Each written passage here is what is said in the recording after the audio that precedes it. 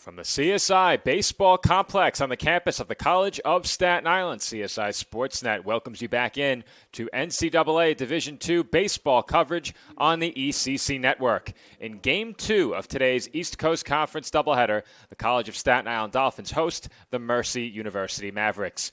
Good evening, everybody. Once again, my name is Joe Foreman, alongside my broadcast partner, Nicholas Bavona. And Nick, Dolphins came from 7 runs down to win Game 1 by a final score of 11-9. They are now above 500 in conference play and in sole possession of second place in the ECC. Well, I think I made this comment last week, Joe, when we had that doubleheader for Queens where we had a thrilling conclusion to Game 1, and it was going to be very tough for these two teams to follow that game. I'll make the same point again for this game here. After an 11-9 Dolphin victory, how will these two teams follow that Act 1 up? Peyton Jemison leads things off for the Mavericks once again. Dolphins pitcher here in Game 2, Michael Furst. Furst ahead 0-1, make it 0-2. Nice Game 1 for Jemison, Joe. 4 RBIs on that game.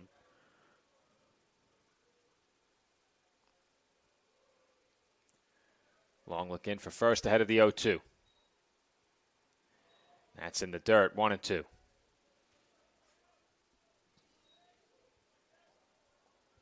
Jemison going 4 for 4 in that game as well.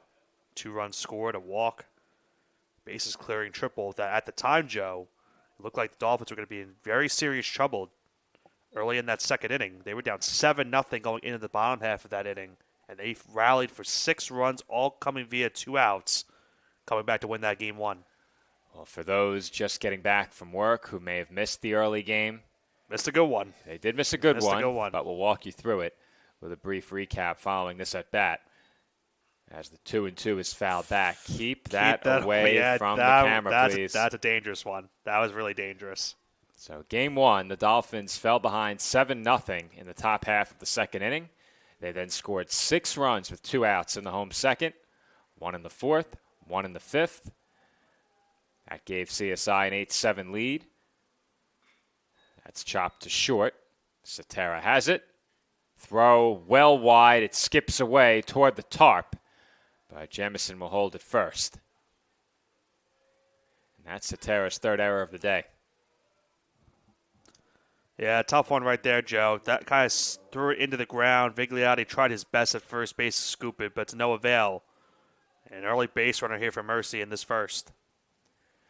After the Dolphins took an 8-7 lead in Game 1, Mercy tied the score in the road 6th. The Dolphins took the lead again. Mercy then tied it again in the 7th. The Dolphins took the lead again. They added an insurance run in the 8th and held on to win it in the 9th, 11-9.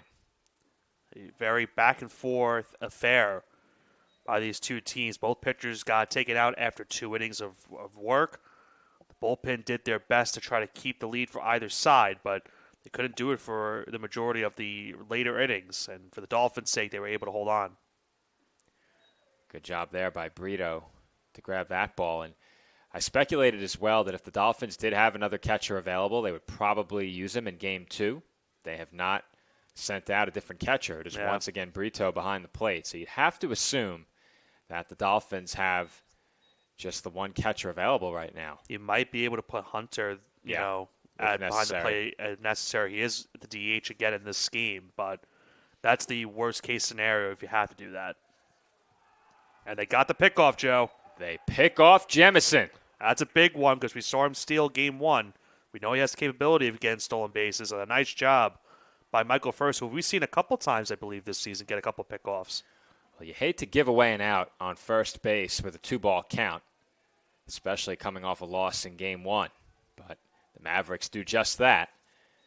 And that is the first out of the game as that ball is crushed deep to left. Did he get enough of it? Yes, he did. A home run for John Nisko, and he has homered in his first plate appearance for the 2nd consecutive game. And that one stings a little bit more, Joe, because it could have been another 2-run homer for him if not for the pickoff. But once again, right off of the bat, he knew immediately that he got that one into left field. We mentioned it earlier in Game 1 that the win, if there is any win, is going out into left field, and that one was crushed pretty much almost towards soccer field out and left. Nisko knew he had it off the bat. The only question is whether or not that one would scrape the top of the wall on the way down. It did not. And the Mavericks once again lead in the first inning, this time 1-0. That brings up David Bernard Jr. And Bernard Jr. fouls one off his leg, 0-1. Well, Joe, I can't be blamed for that home run. I can't be given the commentator's jinx for that time. Well, it might not make sense, but I can blame you. How? I would because I'm the CFO and you're not.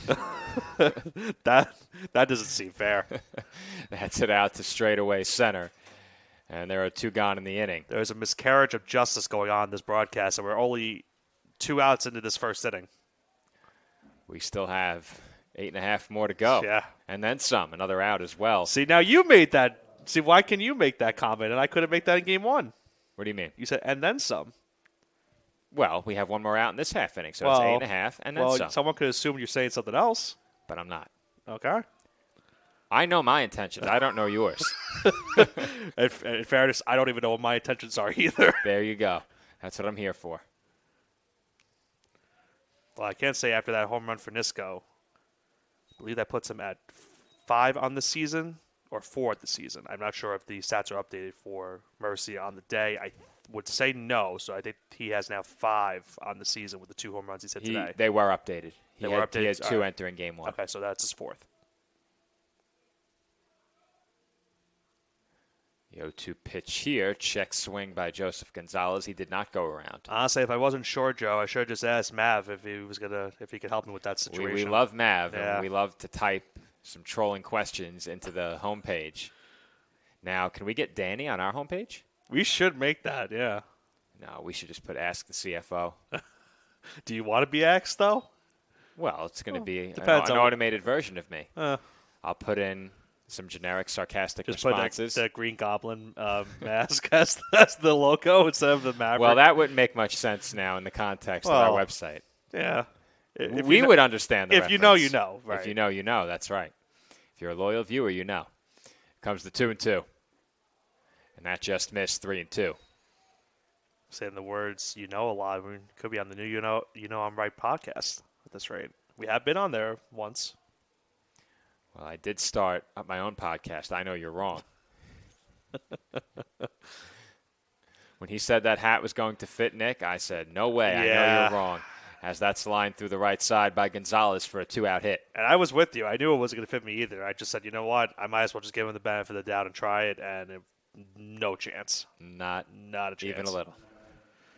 They're currently playing their own game as well. Lou is announcing the visitors with a special breed of disdain tonight. He was wondering if he was going to even make the second game after leaving work, and He was wondering if he was going to make a 5 to 6 o'clock game. he didn't initially know off the top. Well, I think originally, what was it, 5:30 first pitch? There goes the runner. Low pitch, tough to throw on, and backed up nicely by Cetera. I think if it was a 5 o'clock game, I don't remember if it was originally 5 or not. I think that's what he was concerned about. And by the time he got here, it was still in the 6th inning. 1-0 the count now on Sean McAdams. Now an RBI chance here for McAdams after that stolen base. And he lines that one foul. Oh, that hit! I heard that, Joe. What was it? That's a good question. I don't know, Nick. I heard the thud. I didn't see where it went, but I heard the thud. The whole crowd heard it. Yeah, and when the whole crowd hears it, it says, ooh, that's not good. It was either a rear bumper, maybe a hood, or worse. Well, I'll make my point in a second. Is that one? That's in play. That's in play, yeah. And that's a base hit. Weigel wisely does not throw. I told our pitch clock operator, if I were him, if there was any spots in that third row to move, and he thankfully did move. He wasn't in territory to get hit by a foul ball with his car, but I said, just be careful. I would just move to that third row. Always, always, always park up high. Get your steps in and do not leave the complex with a busted windshield. Yeah. Can't say any more than that. Runners on the corners now as they attempt to pick off over to first. Matthew Hesselberg will get his first at-bat of the day. Couple of changes in the lineup for Mercy. Hesselberg, one of them, And he takes a strike.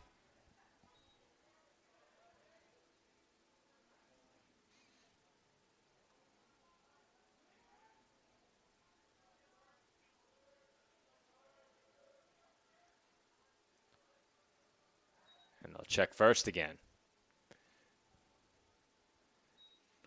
It's kind of similar to what we saw in that first game, Joe, where Mercy has made the Dolphins starting pitcher work a lot in this first inning. We saw Keogh have a long first inning. First is now throwing 21 pitches in this inning. Still in search of that final out. Well, the Dolphins got some quality relief in game one. Given that your starter only went 2, using 4 pitchers, I'd consider that a win. As that's hit well out to left center, but surely Hesselberg did get under it, and Waterman makes the catch to retire the side. The Mavericks strand 2 on base in the opening half inning, but not before John Nisko delivers his second home run of the day. Mercy in front, 1-0, with the Dolphins coming to bat after this break. No, I'm right. The podcast that uncovers the origin stories of some of the biggest names in sports, media, and entertainment.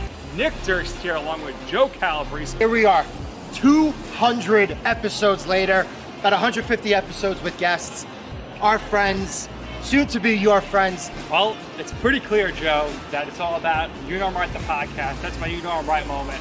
Wanted to do a podcast, and everyone was like, what are you, crazy? Who's going to listen? You're not going to get guests. Well, guess what? I'm the best when it comes to getting guests. You could vouch for that. I am so happy that you asked me to do this. I couldn't have been more thrilled. And follow us on socials, check us out. I promise you, if you want to work in media, whether you work in media now, whether you want to quit your job and work in media, come to us, and I promise you, we will get you on the right foot. That's what it's all about, uncovering the origin stories of some of the biggest names in sports, media, and entertainment. Keep it locked on You Know I'm Right.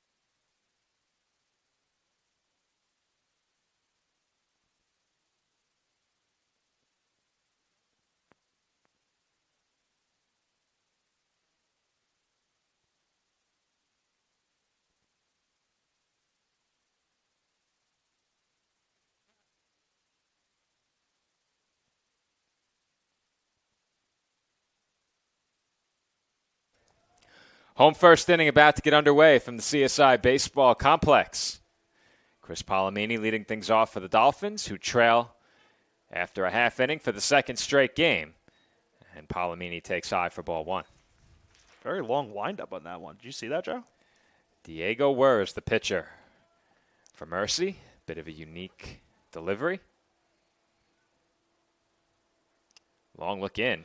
Hey, we saw a lot of long looks in game 1. That's a long delivery, and Palomini had no problem, but that is a foul ball. Just missed it. Hooked it just enough.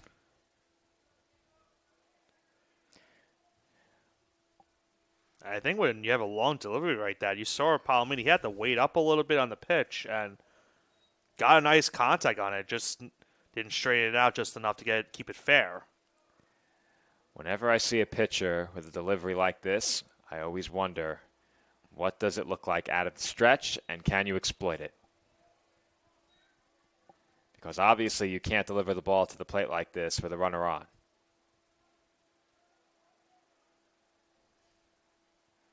Count 2-1.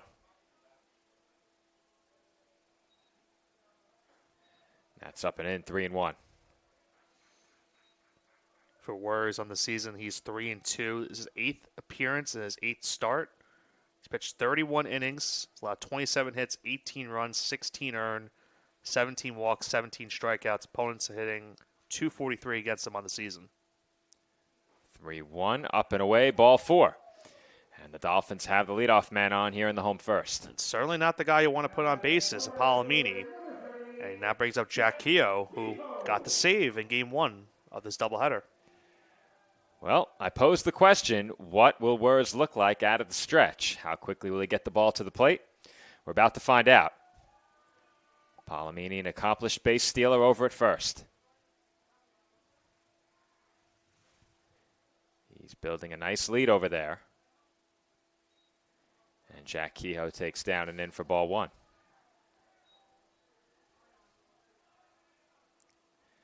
Kehoe earned the save in Game 1.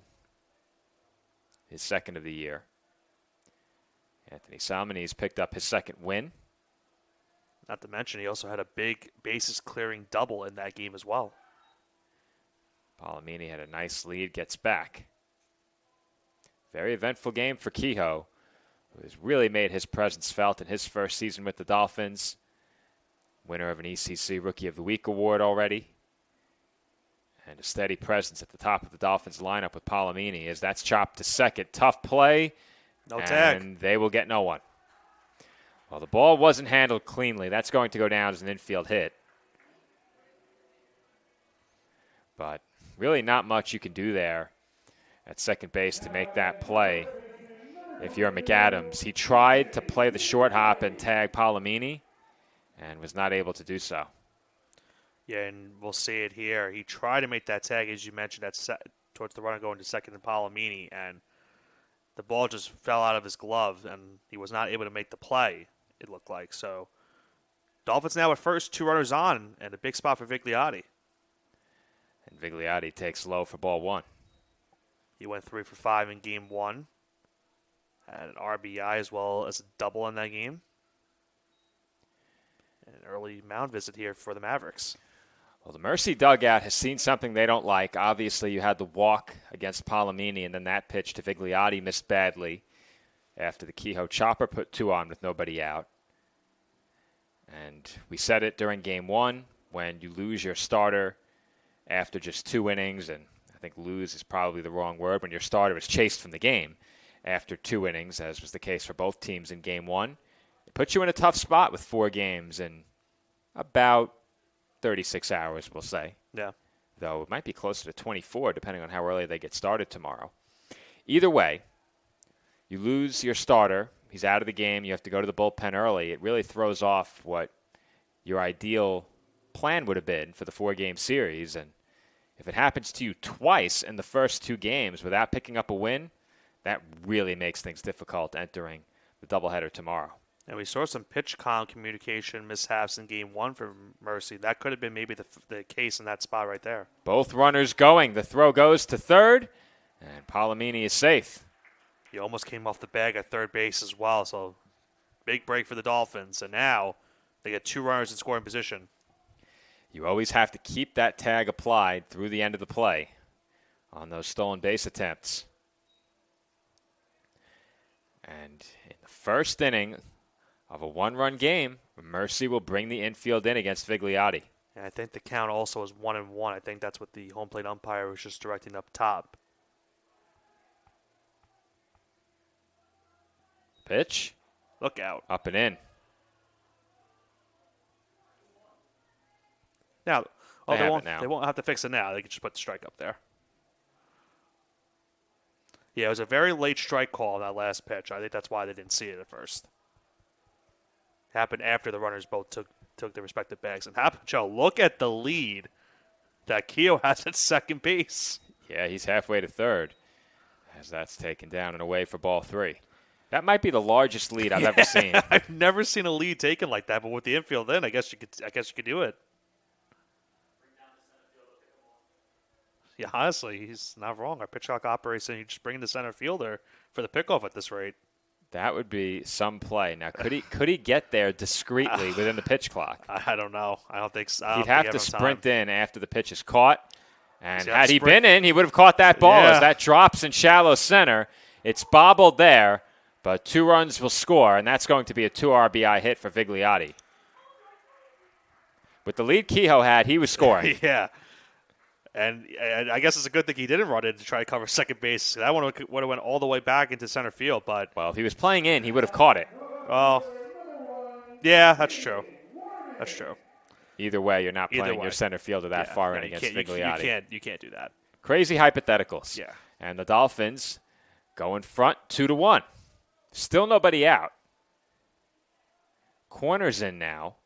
There is no way they bunt with No, Waterman. I can't see it happening either. Jaden takes a strike. You don't really see the cleanup hitter bunting. Oh, really? Yeah. I agree with you, but we've seen everyone ask to bunt at one point or No, another. I get it, but you don't really you shouldn't really expect it to have the cleanup spot. I never expect it, as that's taken high. The bunt situation for the Dolphins seems to be not leading in a game, runner on first and nobody out, outside of a select few hitters, and I think Waterman's one of those. I don't think Palomini would bunt. I don't think that you'd have Kehoe bunt, and they did not in a similar situation as that gets by, and Vigliotti will move up to second. Well, so you don't have to bunt now, Certainly not. unless you want to move him to third, but I don't think you need to in the spot.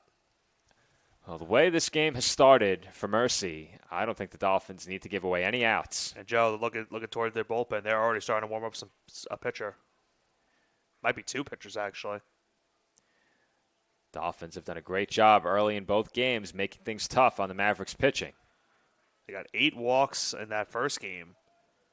Also had 13 hits. And those 8 walks, Jaden Waterman had 3 of them. He was 0 for 1 officially on the day, but had 3 walks and a sacrifice fly. Count 2-2 on the Dolphins left fielder.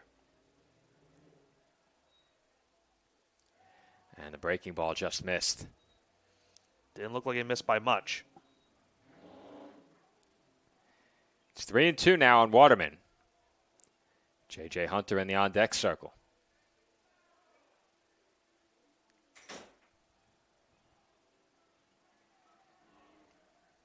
Comes the payoff pitch.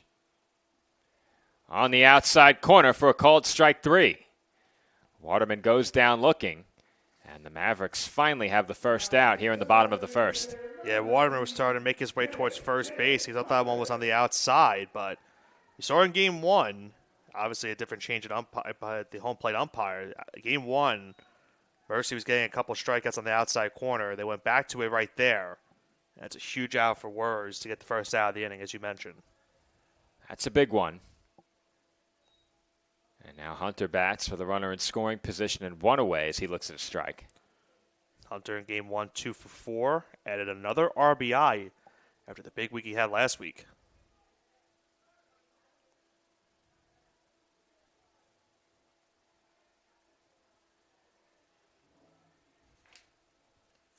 Oh, and 1 the count on Hunter. And he hits one up in the air, back behind the plate. And the catch is made in foul territory by Ruland.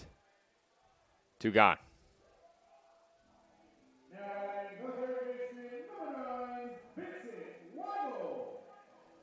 Now we'll bring up Vincent Weigel.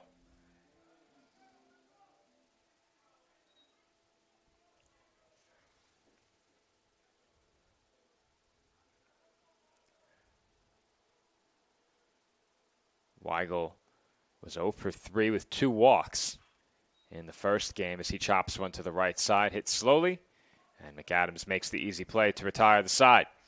So the Dolphins score a pair in the inning, and they take an early lead after giving up a run in the top half. CSI now leads Mercy 2-1 through 1 inning of play here at the CSI Baseball Complex. Hobra, a taco joint, Staten Island, where we're proud to have shared our family-first spirit with people from throughout New York City and the world. With indoor dining available both at the bar and on the floor. Or step outside for additional seating and an outdoor bar.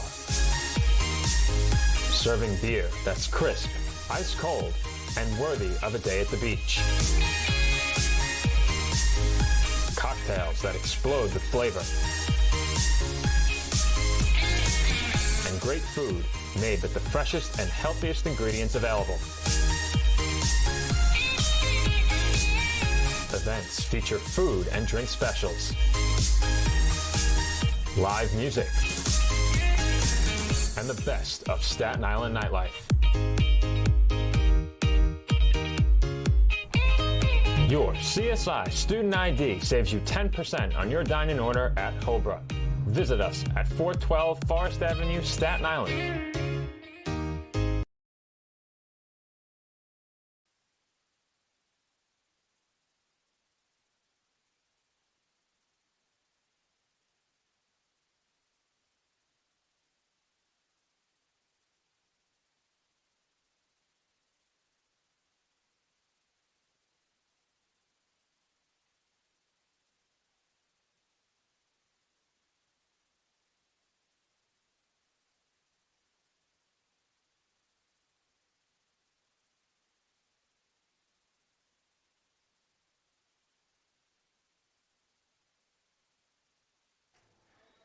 Start of the second inning from the College of Staten Island. Dolphins over the Mavericks 2-1. And that pitch is hit in the air toward foul ground and right. Kehoe races over, and Gabe Sanders is retired on one pitch. And thankfully was able to put the brakes on before going towards that fence.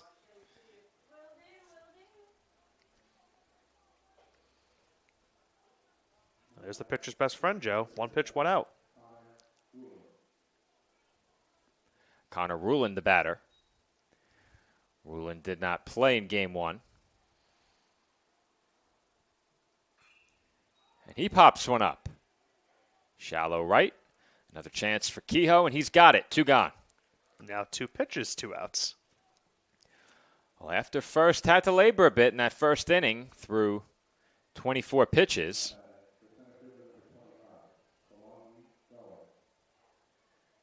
Kalonji Goins, the batter. It's crazy to think, Joe, that he's batting 9th in the order today for Mercy. But if you look at his stats, he's not batting anymore. Yeah. Hit by the pitch.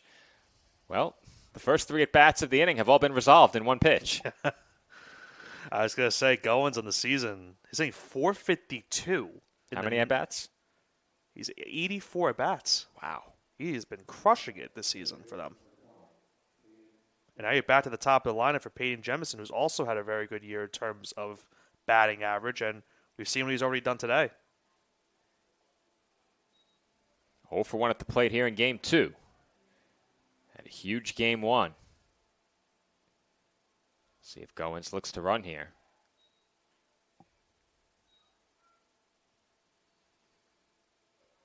He's 3 for 5 in the season in stolen base attempts. I have to see where he is in terms of the conference in batting average. He has to lead, I would think he does. I was going to say the only question would be whether or not he qualifies. Yeah. Leads the conference coming into today in batting average by a pretty wide margin, too, if you look at it as well. Well, if you look at the leaders on the Dolphins squad, as that's hit out to right, slicing away from Kehoe. That's down for a hit. It takes a bad bounce, gets away from him. They're waving Goins home. He puts the brakes on, and that was wise. Wisely so. They were waving him home. Yeah, Kehoe overran it by just a step, but got it in just enough in time for Goins not to head to home. And it's a double for Jemison, and he keeps the inning going. Well, that ball took a wild bounce on Kehoe in right field. And, Joe, we've already seen what Nisco has done at the plate, so Dolphins really need this out right here. I was about to say, taking a look at the leaders on the Dolphins in at-bats, they're at about 110. Entering the day, Palomini led the team with 113 as Nisco fouls that back. So I wasn't certain that 84 would qualify. Both the Dolphins and Mavericks have played over 30 games now. The Mavericks, I believe, have 32, and the Dolphins 31. Yep. They have both been very active this season. Dolphins were very active early. It cools off a bit over the next couple of weeks.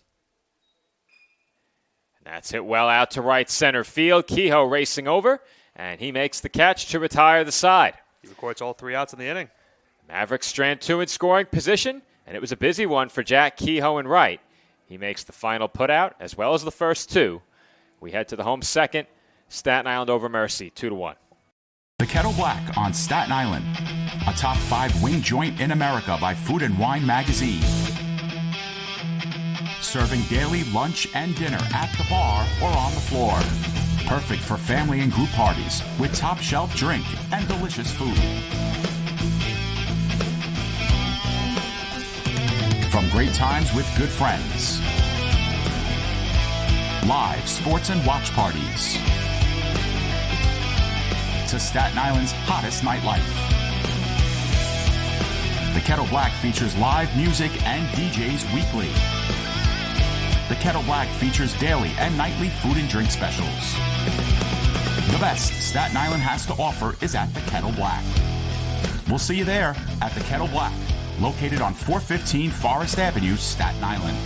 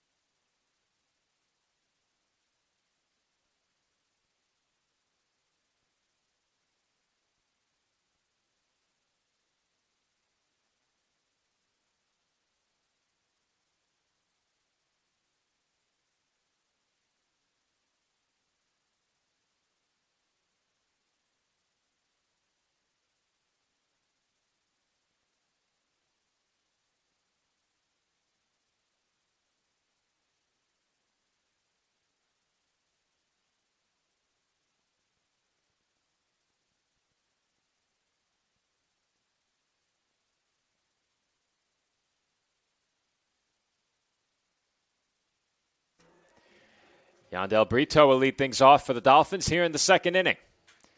Staten Island leads Mercy 2-1. Nice productive game 1 for Brito behind the plate, 2 for 4.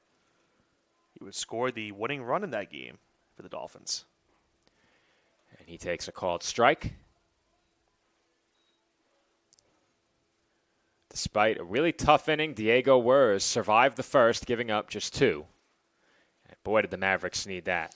Yeah, I think the way the inning started, that the fact that it was only 2 runs, you'll take that if you're Mercy. No doubt about it. I think they have to be all right with that. And fortunately for the Mavericks, they did not have to go to the bullpen because things were beginning to look bleak. But Wurz got out of it, limited the damage, and his team trails by just the run. That's fouled back. Count 1-2 on Brito.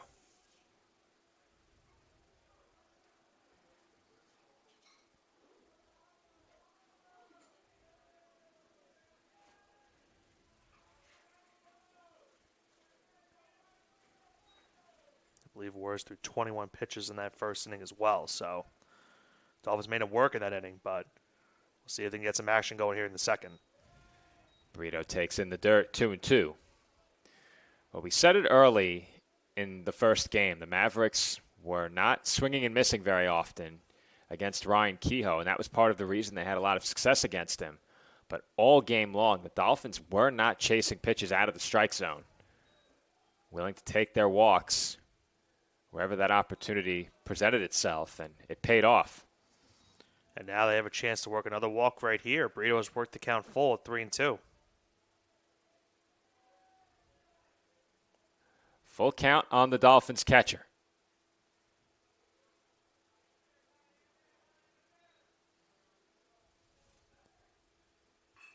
And Brito grounds one to the left side. Long throw coming from short, just in time to get Brito one away. That was a slow one towards the tail end of that play. And a good job by the Mavericks shortstop in time was that throw from Gonzalez. Gets the first out of the inning. Well, I say it all the time. This infield produces a lot of very slow rolling ground balls. You cannot take for granted that that ball is going to keep coming to you. You have to charge when you have the opportunity. If you don't, you could lose a routine play. Anthony Sotera, the batter now. And he takes way inside for ball 1. I mentioned the patience of the Dolphins during game 1. They drew 8 walks. You mentioned that earlier. Waterman with 3, Weigel with 2.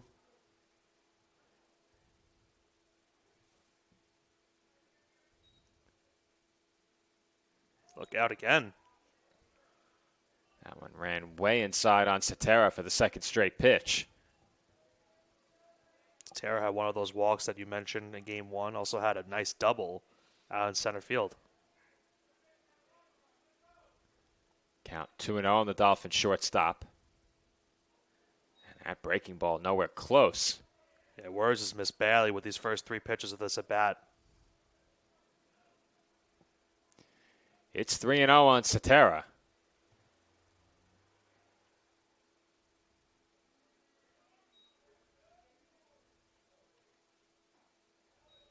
And he takes a strike.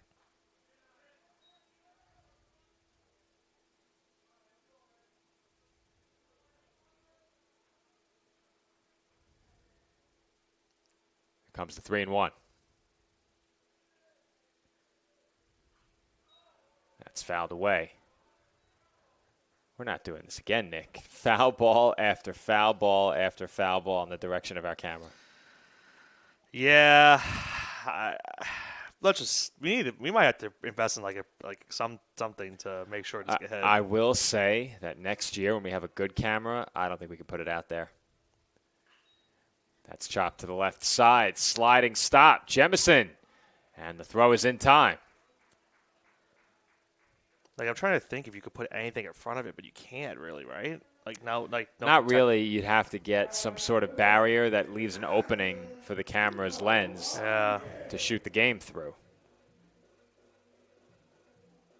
And at that point, you're still leaving it exposed. Yeah. And then if that structure gets hit, it could still go down. So there's really not much we can do unless what we could do, another option, we move the pitcher-batter camera into the room at the end of the hallway, open that window, as that's bounced back to the left of the mound, and Wurz flips to first in time to get Nico Rodriguez for the final out of the inning. Nick and I will brainstorm ways to protect our camera as we head to break. We're through 2 from the CSI Baseball Complex. Dolphins lead the Mavericks 2-1.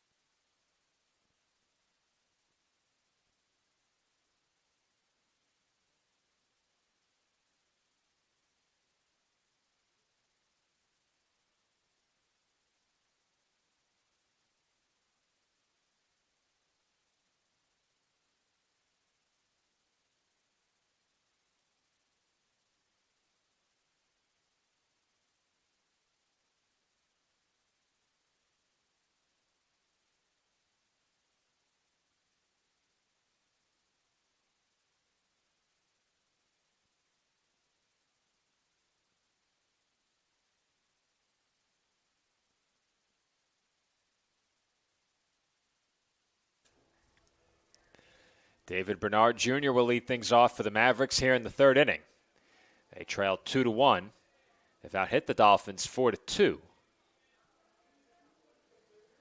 A leadoff walk got things started for the Dolphins in the home first. A.J. Vigliotti singled home 2. John Nisko with a solo home run for Mercy, as Bernard Jr. just got a piece of that one with the bat. Looked like for a second he maybe had gotten hit originally, but he did just get a piece of it.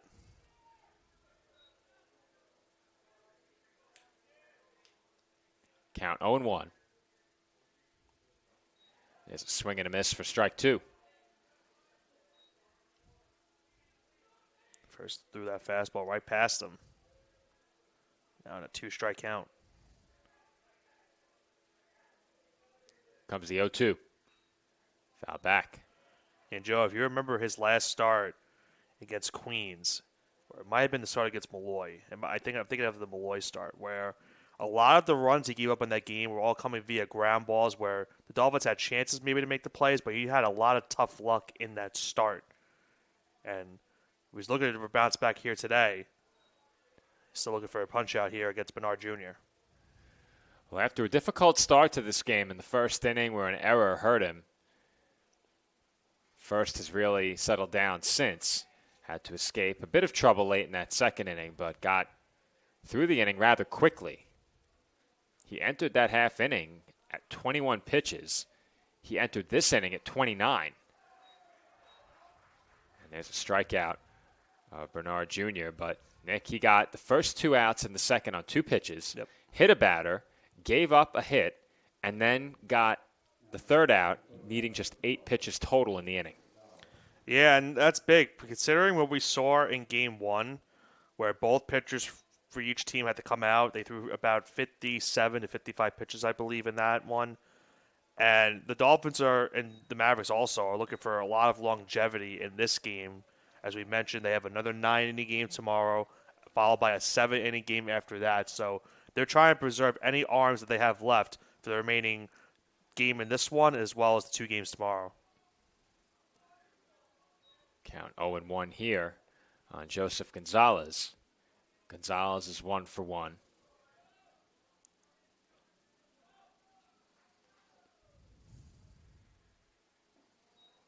That misses down and away.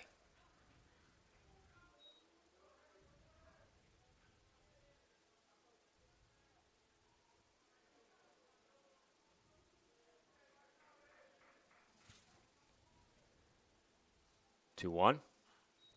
Fouled off. Let's hope there's no groans.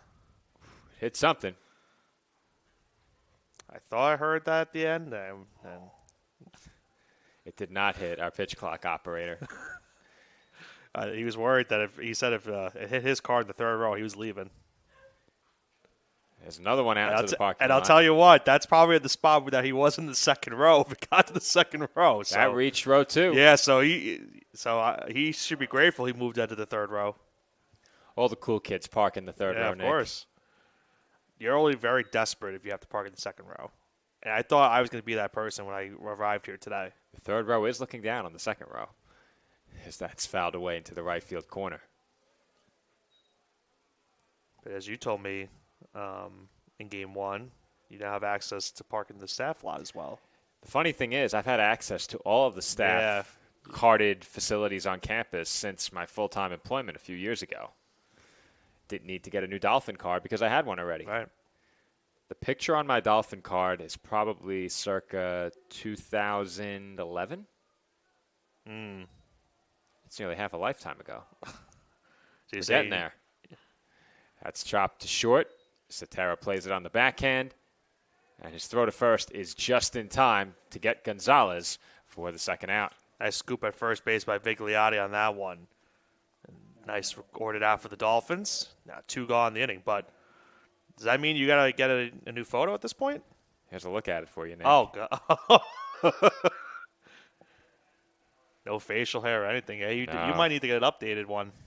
No facial hair, no gray hair. And I'm probably 2/3 of the way there in terms of the Silver Fox. As that's hit out to right and caught by Kehoe to retire the side. Silver Fox Foreman and I will be back after this break. Sean McAdams retired on 1 pitch. The Silver Fox, the CFO, Joe Foreman, and Nick Pavona on the call. We head to break with the Dolphins leading 2-1. Campuses nationwide, the NCAA is making transformative changes for student athletes. While they pursue their biggest dreams, we're launching new initiatives to help them. Life-changing education opportunities are just the start. The NCAA is providing enhanced mental health services. We're guaranteeing scholarships and tuition and expanding access to healthcare. Visit ncaa.org/change to learn more.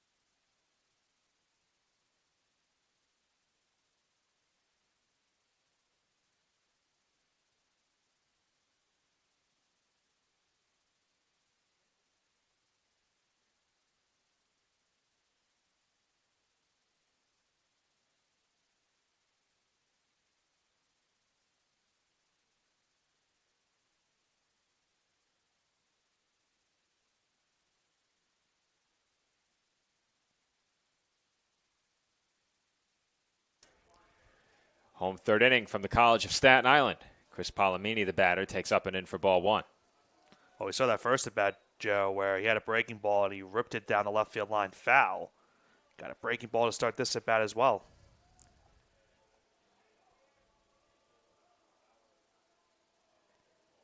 Long look in from Wers ahead of the 1-0. Down and away, 2-0. Well, the first inning got started with the walk, and from there, Wers really had to labor.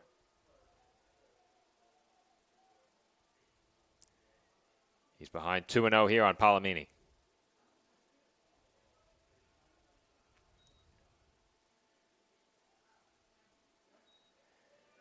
That's outside, ball 3. He's kind of pitching around him, Joe. Not really looking to give him anything too good enough to get a base hit off of. I find it hard to believe he'd be pitching around him intentionally here. To lead off an inning? I do too, but from what I've seen the first 3, we'll see what he does here in 3 now. That's in for a called strike. And it could have been just a command issue maybe, but nothing really too good enough for Palomini to take a swing at. If he reaches to lead off an inning, the likelihood that he scores is very high, especially with the quality of the hitters behind him. We saw that in the first inning. You really can't afford to put him on for free as Palomini takes strike 2. We talked about this season in terms of numbers. Palomini 9th coming into today in terms of batting average, 2nd in slugging percentage. We know the home run numbers. He's 2nd in the ECC in home runs. And, of course, leads the conference as well coming into today in RBIs. 3-2. Look Hit out. That one's going to sting a little bit. Right on the tailbone. Yeah. And Palomini will head to first. His second free base of the day, but that one comes at a price. Yeah, that probably didn't feel too good. No. I think the only thing that would maybe make it feel a little bit better is if he's able to come around and score. That wouldn't hurt, that's for sure. Hopefully for him, it would be pain-free as well. Yeah, hopefully. Jack Kehoe, the batter. Kehoe 1 for 1. Vigliotti on deck behind him, 1 for 1. They've accounted for the 2 CSI hits in this game. Long look in by Wers here. And the first pitch is way outside. Very long look. Plus, he's trying to make sure that Palomini doesn't go towards second base. He's 10th in the ECC in stolen bases this season. And they'll check on Palomini over at first.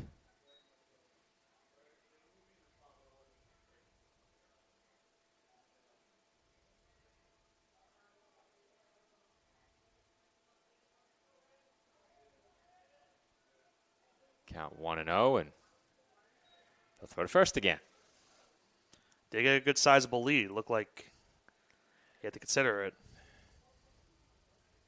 Given the attention they're paying him, I'm just surprised they didn't attack him a bit more at the plate. They know what kind of threat he is to steal. That's taken up and away. And like you said, Nick, maybe it was just some command issues, but the walks have really helped power this Dolphins offense today. That set the table. And then when they've needed the 2-out hit, they've been able to come through.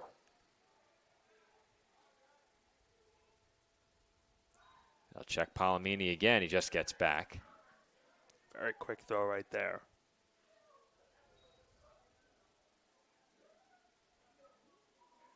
What is going on next door? I was gonna make a comment, but I just decided against it, and I can't help it. I hear it right through the wall. Yeah.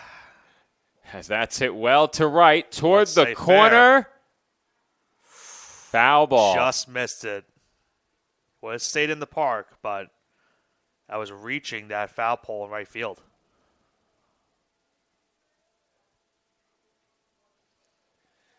Boy, would he have loved to have had a day like we had last week with the win and right. Well, if we had a day like that, that ball might have ended up 50 feet foul. Well, that's true. That's also true. Though if he kept it fair, it might have ended up on the grounds of the dorms. You might have to watch out on those buildings over there. Souvenir in the dorms? Yeah, maybe. That would be history-making. As Kehoe rips one into right field for a base hit. Palomini will go first to third easily. And Kehoe will stop at first with a base hit. That one was a liner into right field. Easy hit right there for Kehoe. No chance at first for Bernard Jr.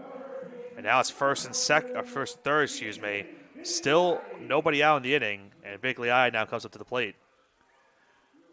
Vigliotti, who's already 1 for 1 with a couple of RBIs, has a chance here with runners on the corners and nobody out. And I said it, Nick, getting through that second inning for Mercy unscathed was big for Wers. Now he's in big trouble again here in the third. We see action up on the bullpen as well for the Mavericks. They have a left-handed pitcher going up. Can't see the number.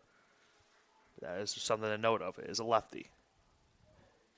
Yeah, they have the binoculars next door, so no luck here. And I thought maybe I could signal it out on the roster, but they have 3 left-handed pitchers on their roster. So they do have the binoculars next door. But the biggest thing here, Joe, is Wers is trying to avoid what happened in Game 1 for Mercy. He wants to get out of this third inning. They could not get their starter out of the third inning last game. Given that you walked Palomini as Kehoe's running, and that's hit well to left center. The bench thinks it is gone, and they are indeed correct. It's a 3-run homer for A.J. Vigliotti, and the Dolphins go in front by 4. It's now 5-1 Staten Island. Well, Joe, we saw in Game 1 the ball carrying out into center field a couple of times. That one kept going out into left center. Goins tried to make a play on it, but it just went over that fence for a 3-run homer, and now a 5-1 Dolphins lead here in the third inning. How about the way the Dolphins have been swinging the bats now these last 2 weekends? They have been tearing the cover off the ball, hitting for plenty of power, and putting up consistent double-digit hit efforts in both 9- and 7-inning games, as it looks like this is going to prompt a Mavericks pitching change. Wers will head back to the dugout. Mercy will make a call to the bullpen, and we will step aside for a quick break. Home third inning. Dolphins lead it by 4. Our score, Staten Island 5, Mercy 1. That's a timeout on betting. It completely changed the game, and you didn't even notice. Let me break it down for you. Betting ads are applying full court pressure and getting you to play the game. Many of you are falling for it and losing big money. Addiction is happening in some more than others. Now players are getting harassed by bettors. And we all know that's not how the game is won. So it's on us to be good teammates and draw the line to stay ahead of betting consequences.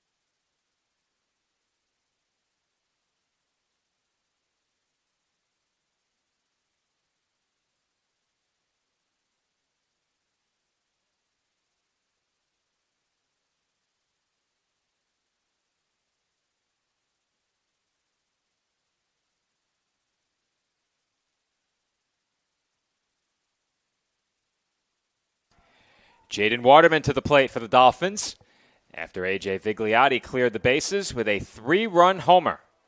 Dolphins with 5 runs on the board now. In 2 innings plus, they lead Mercy 5-1. And they face a new pitcher on the mound, John Gillespie, here in the third inning for the Mavericks. And They'll be tasked with trying to keep this a 4-run contest. But, Joe, for the second straight game, the Dolphins have gotten the Mavericks starter out after just 2 innings of work.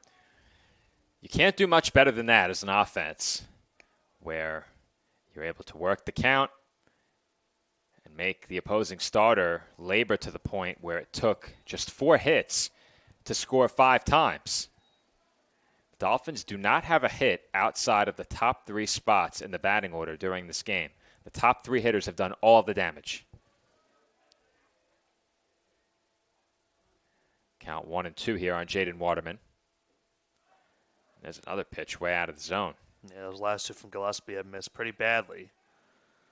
For him on the season, this is his 5th appearance on the year. He's pitched 4 2/3, has allowed 6 hits, 5 runs, 4 earned, 3 walks, 4 strikeouts, with a 7.71 ERA. And Gillespie bounces one. Yeah, he's missed with the last 3 after having him down the count 0-2. I'll tell you, Nick, I would not want to be in that batter's box right now. None of the misses have been to the batter's side of the plate. He got ahead 0-2. Yeah.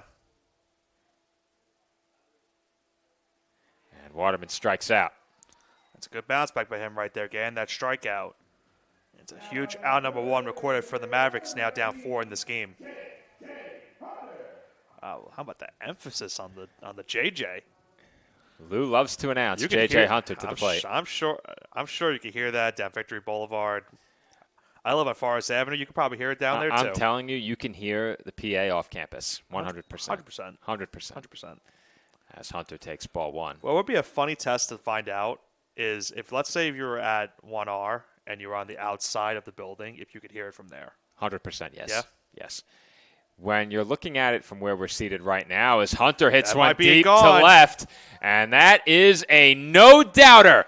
Onto the track, J.J. Hunter, with the second Dolphins home run of the inning, has made it 6-1 Staten Island. Well, Joe, we talked about what he did last week in terms of numbers. A big reason why he was ECC Rookie of the Week. And how about that one? You mentioned it. A no-doubter onto the track out in left field. They might have to go retrieve that over. Someone's going to have to give him that home run ball. A 6-1 Dolphin lead. And their bats have just been sensational so far in these 2 games today. Dolphins have done a phenomenal job at the plate. They've been patient to the point of drawing 8 walks in Game 1. They've done more of the same here in Game 2, have not given away any at-bats, rarely chasing out of the strike zone. And they've obviously chased the Mercy starter. Quickly, they have gotten to the Mercy reliever in Gillespie. What other words can we use for how they've batted today? We said sensational, Electrifying. phenomenal, electrifying, Stupendous. stupendous. Man, what a time that was saying that word Yeah, so many that times was that 1 week. What year was that? 2 years ago? That was 2022, I think. 39, Yes. I think. It was 38. 38. It was 38. 1-1 swung on and missed by Vincent Weigel. Someone's car is going off. Retrieve those keys. That has to be distracting. I know it's not me because I'm not parked that It's close. close by. It's very close. And there it goes. That's an old car, too. Yeah. One more for good measure. One less. One more toot for good measure. You know, you could think initially, it sounded almost similar to what the pitch clock sounds like next The door first to us. time we heard the pitch clock go off, I said to myself, what What was is that sound? I didn't realize it had a horn. We've heard it go off a couple times here today. Count on Weigel now, 3-2. I thought for sure in Game 1 we had a pitch clock violation, but did not get called. You get a grace period to step off, I guess. Yeah, I guess so.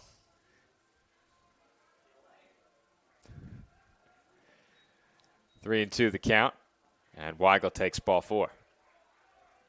Another good at bat from the Dolphins here today. Weigel, we talked about it, worked a couple walks in Game 1. Now works a walk here with 1 away.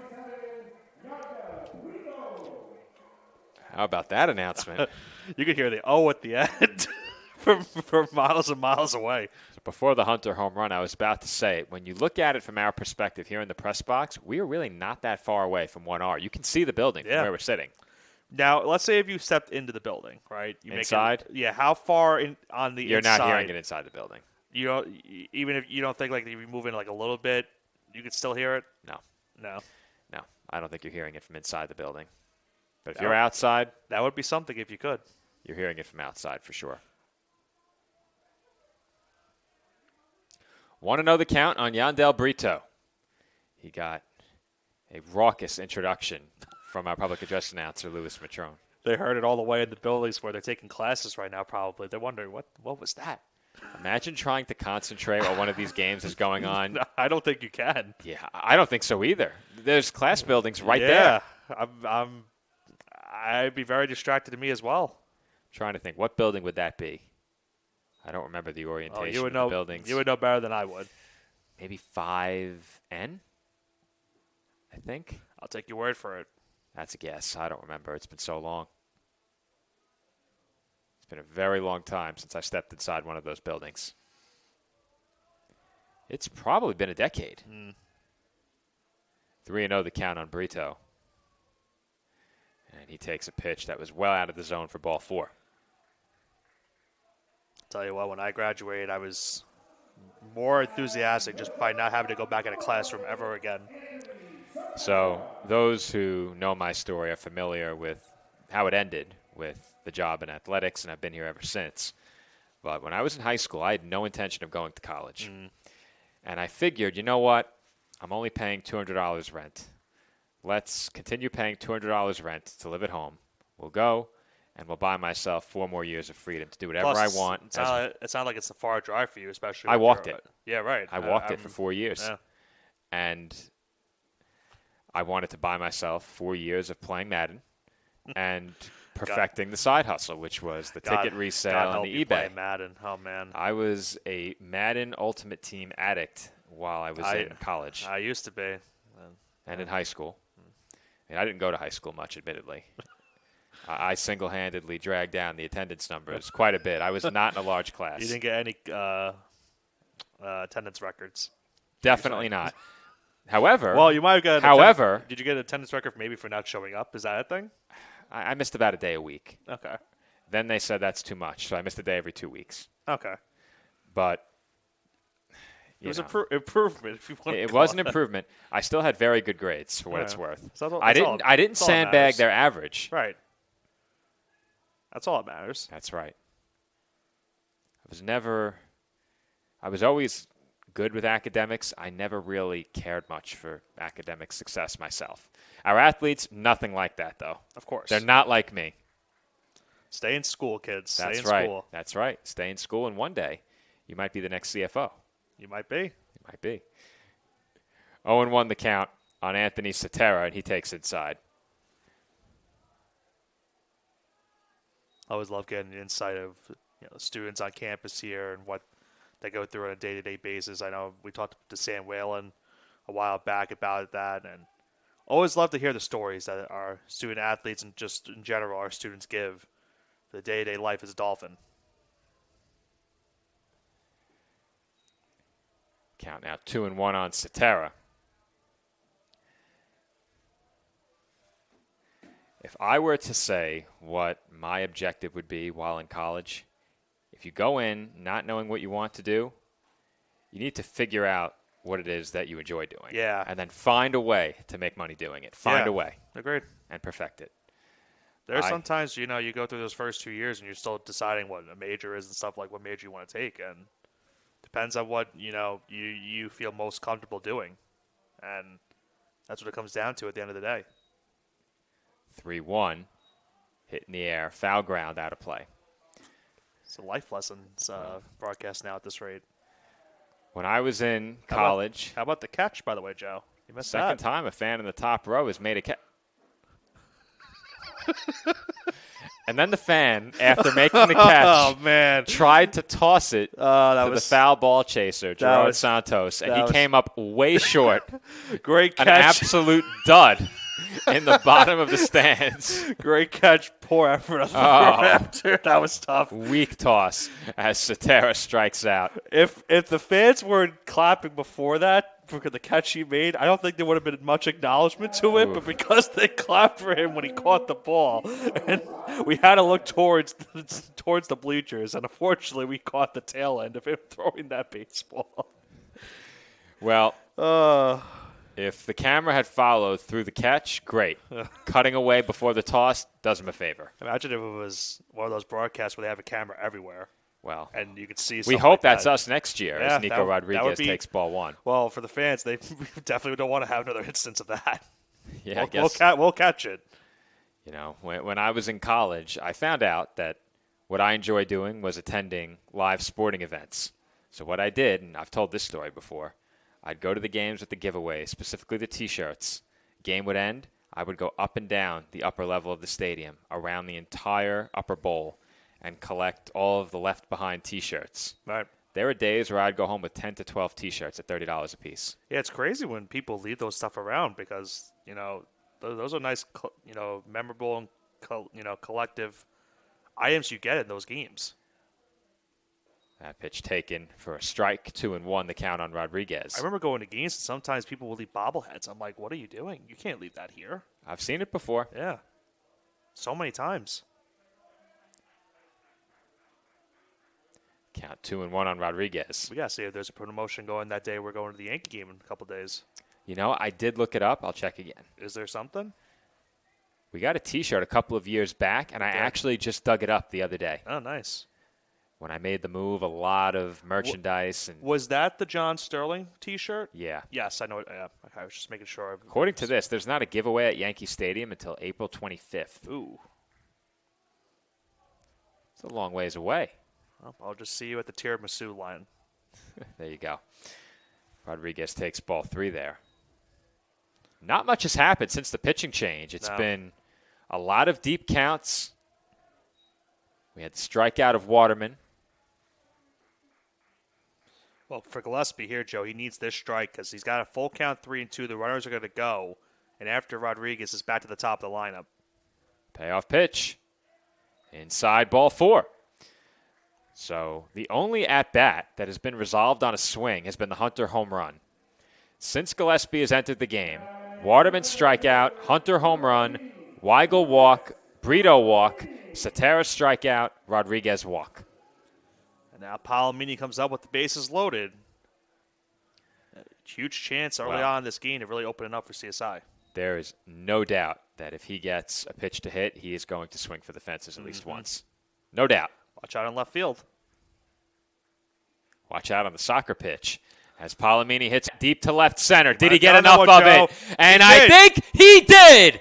Chris Palomini with a grand slam home run. It is the 3rd Dolphins home run of the inning, and the Dolphins take a 10-1 lead. Oh, I told them to watch out in left field. They got to watch out in left center field instead. There were people walking that way. They might have retrieved that ball to begin with, and they did, Joe. I see it being thrown in right now, but unbelievable last couple of days has been for Palomini. We talked about it, the 3-homer day that he had on Saturday, tying a record for most home runs in a single game. Now he gets a grand salami, as I like to call it, Joe. 10-1 CSI. And for the 2nd straight game, another big-time run support for the Dolphins early in this one. 8 runs here in this 3rd inning. I thought he hit it off the end of the bat, Nick. Didn't it look that way? Get me the replay from the pitcher-batter camera. Let me see that again. If he did, that is some display of power by Palomini. I thought he caught it off the end part of the bat. Did he barrel it? No, he got all of it. All right. A huge grand slam home run for Chris Palomini to left center has put the Dolphins in front by 9. Mercy goes back to the bullpen. We'll be right back.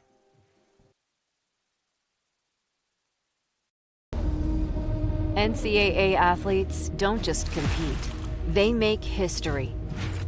Representing our nation with pride and excellence, they bring home the hardware. Our college campuses serve as training grounds for the next generation of stars. Catch tomorrow's Olympians and Paralympians on the NCAA Championship stage today.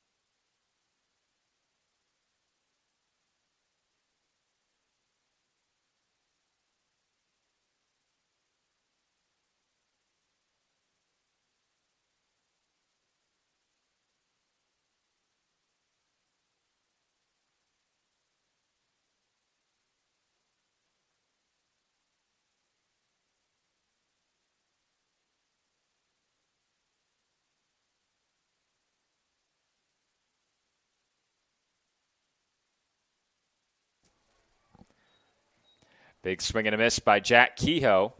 He wants a home run in this inning, too. Why not? The Dolphins already with 3.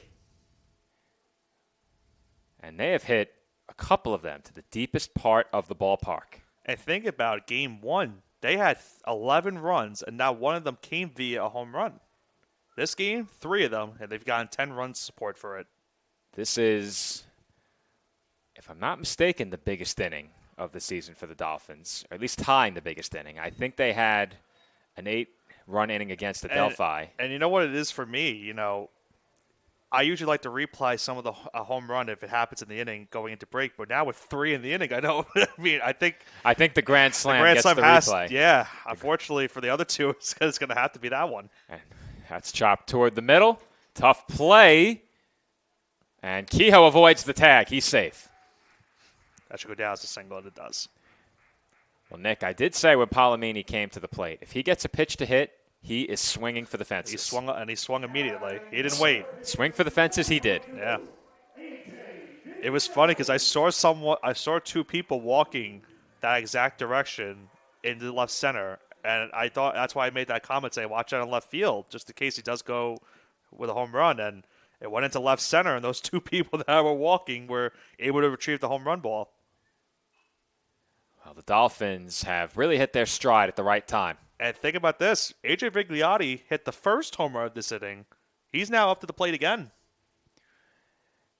I've never called a player hitting 2 home runs in an inning. He's speaking into existence, folks. How many times has a player in documented statistical history hit a home run twice in an inning? We've seen a lot of history already being this past couple of days. Look it up in Major League Baseball how many times it's happened. It's happened a couple of times. And I think then Fernando Tatis Sr. did it. I know he did with once. the Mets? With the Orioles, I think he was. I have to double check that. I know he played for the Mets. I think he was a Baltimore Oriole. And then once you find out whether or not they have it at the MLB level, check the college level. I see a couple already. Okay. 2-1 the count on Vigliotti. Actually more than I expected. This is at the MLB level. Yeah. Wow, there is a lot. lot. There is a lot. All right, so how many of those are in the last, let's say, 30 years, my lifetime? A lot. Really? Yeah. That many players have hit 2 home runs in an inning? That we had 2 of them happen in 23. One happened last year. Another one happened in 2022. Wow. 19, 16, 13, 2012 happened a couple times. 11, 2009. All right. Yeah, it happened a lot. Point taken. As Vigliotti hits it a mile high to center. And this should do it for the inning. Goins makes the catch, and the Dolphins are finally retired in the 3rd. But not before the Dolphins hit 3 home runs and score 8 times. Our score through 3. Staten Island 10, Mercy 1.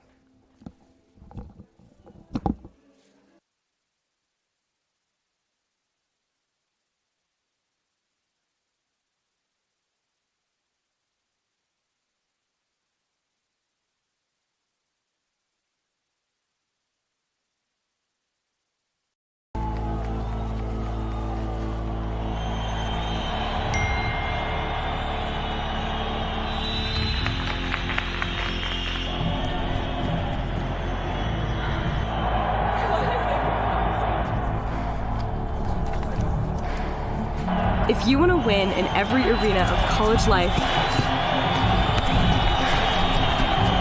go D2. Make it yours.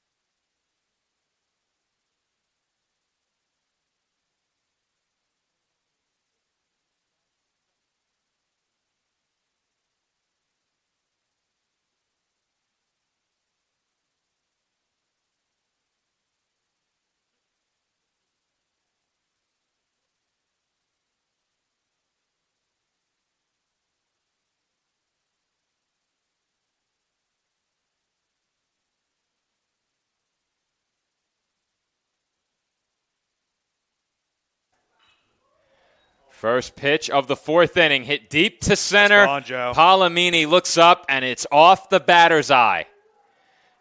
Does the batter know it? I don't think he as does. Hesselberg was sprinting around second base. And on the first pitch of the fourth inning, the Mavericks have cut the lead to 8. It's now 10-2. Joe, I think we've had this conversation before. How many times have we seen a home run hit off of that batter's eye in center field? Not much. That one was just dead on center. And that's another home run in this game. It's been a home run derby here tonight. A young fan retrieved the baseball, giving Palomini a chance to show off the arm.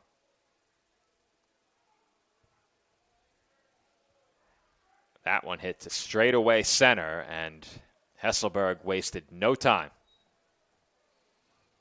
Good news for the Yankees, Nick? Aaron Judge, another home run. This home run's being hit everywhere. That ball chopped foul. Hopefully he hits one when we go to the stadium in 11 days.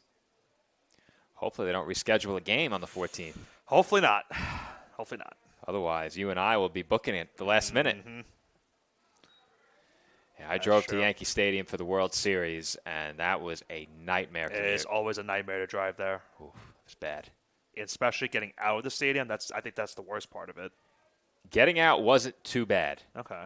But my tank was running on empty on the way in, so I had to pull off on the highway, fill up at one of the rest stops, get back on, and then drive a mile that took like an hour just to get to the stadium after making a wrong turn. Yeah. Yeah, that does happen. It's tough. I greatly prefer the drive to Citi Field over Yankee Stadium. 100%. And coming from Yankee fan, I agree with that 100%. Much easier. And honestly, the parking experience isn't even as bad there either. I think Citi Field gives you the option to park in more places that give you a quick exit. Yes. If you park in the main lot, you're not getting a quick exit, as that's lined to left center. And Gabe Sanders has a base hit. So the Mavericks, after falling behind by 9 runs, not deterred. Back-to-back hits to open the inning, a home run and a single. And they now have a base runner on with nobody out. Well, listen, I mean, we saw a 7-run deficit come back for the Dolphins in that first game. They were able to come back and win. Mavericks are not going to give up down 9. They're going to give it as much as they can to try to make this a game.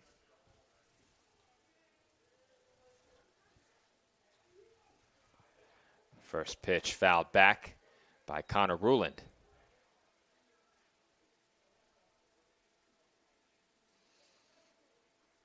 Another, I've had to look up at the home runs as well on the collegiate level. I'm wondering how often that's been done. It's crazy because I keep going back to the major league level. It's happened so many times. And you said in a 30-year span. I figured it had happened quite a few times, but there's been a lot in the 20-year span since 2004. Yeah, 2 in an inning. I think the one I was talking about with Fernando Tatis, if I'm not mistaken, I think he hit 2 grand slams in the same inning. You might have to find out how many players have hit 2 grand slams in one inning. I think that's what it was. I could be completely wrong. It sounds right. Count now 1 and 2 here on Ruland. You're something of a historian yourself, Nick. Yeah, he had 2 grand slams in 1 inning. That was back in, what year was that? I'm trying to see what year that exactly happened. There's no date on the article at the top? Well, the article's from 2023 because it's talking about his son. Okay. So what you do, control effort and grand slam. Should come up. Command F. Controllers windows. There you go. No, I'm not seeing. It's not coming up. Oh, right here. So it was the 24th anniversary, and that was back in 2023, this article. So 99. 99. And he's with the Cardinals. There's ball 2 to Ruland. I saw the name Chan-Ho Park. I've not heard that name in a while. Yeah. Yeah, I'm certainly a baseball historian myself. I love looking up old stats and stuff like that. I'm a big baseball reference guy. I always do the immaculate grids every single day. First getting frustrated now. Feels like he's getting squeezed. We saw the Dolphins. They weren't happy about a couple calls in game 1. And you saw visibly right there first was not happy about that last pitch. Comes the 3-2. And that's ball 4. And again, first feeling like he's getting squeezed. And Mike Morrow's going to come out to talk. yeah, he's going to have a word with his pitcher here. That's tough because those last 2 pitches certainly look like strikes on the outside corner. So tough for us to tell from our perspective. But whether or not the call is going your way, I think the message here is look at the scoreboard, attack these hitters, and stay composed. More importantly, stay composed out on the mound. I wasn't composed for a second. I was trying to see who was running from the outfield toward the Dolphin dugout. It was one of the players. I don't know what they were retrieving, but I thought someone was just running onto the field for a split second. Thankfully, we don't have to worry about random spectators running onto the field in game, as I just received a message here. Hopefully everything's okay. You are a busy man. We all know that. Well, I was getting a score from another game. Oh, the football game? Oh, football game. Their softball game? Joe Calabrese and company, Nick Durst and Pat Fleming, a lot of our colleagues opened up their rec season with a tie. Oh. That's worse than a loss. That's really worse than a loss. How did they even work that into the standings and stuff? They ran out of daylight. That's brutal. Do they play 6-inning games or 7-inning games? I think it was 7. I've appeared in a couple. And they don't do like maybe one extra inning and that's it? I think they'll play until there's no more daylight. Where did they play? South Beach? Yeah, it was South Beach today. Had today's game been a single, I might have attended the end. I think a bunch of us would have attended for sure. Does that include you? I would have came. We'll have to go to a game that coincides with a game day later in the year. Well, you and I can broadcast it. I've always told them if they need an extra bat, I'll swing. I'll just take a celebrity swing. Durst would like you on the team. They need bodies, Nick. I'm not hard to find. I don't live close enough as that's fouled away. I'm not hard to find. So first ahead of Goins 1-2. Mercy with 2 on and nobody out. I talked about Goins' his batting average on the season, so he's certainly going to be a tough out to get right here. Try to get him on a strikeout potentially. Comes the 1-2. Up high, 2-2. Well, this is a hitter you can't afford to lose. Obviously, Goins with a conference-leading batting average, but top of the order coming up behind him. And a lot of wiggle room at the 8-run lead, but if you load the bases with nobody out, that puts you in a really bad spot against the top of the lineup. And that's chopped toward the middle and through for a base hit. 1 run will come in to score. Rulin forced to stop at second, and it's now a 7-run ball game, 10-3 Staten Island. And there's still plenty to go in this inning for the Mavericks show. Still nobody out. And as you mentioned, it's back to their top of the lineup now with Jemison coming up to the plate. Peyton Jemison 1 for 2 in this game. Dolphins yet to record an out here in this 4th inning, and it looks like Aiden Keelty has begun throwing in the Dolphins bullpen. Yeah, certainly a concern. 2 runs already in the inning, still nobody out. And I keep saying it, Nick, but it keeps happening. These innings that have spiraled. That did not sound good, Joe. That hit something. That was not good. Yeah, all I heard was, ooh, if I hear that. Yeah. Towards the parking lot. That sounded like a shattered windshield. I hope not. They parked in row 1, Nick.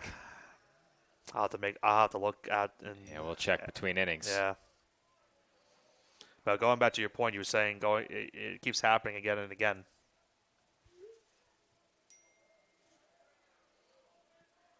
It's up for you to keep this point at this rate. You're getting really busy at this point. Well, it sounds like our Game 1 PA announcer is going to head back.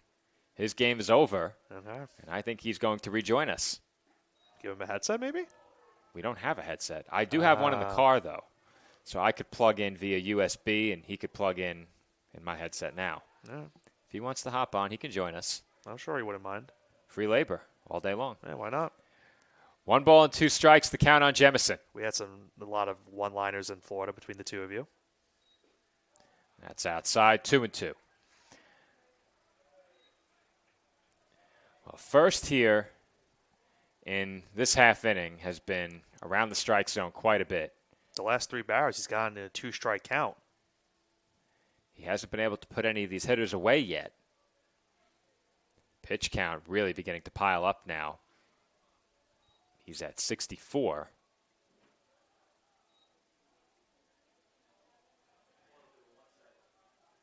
I think the umpire may have just signaled 2-1, Nick.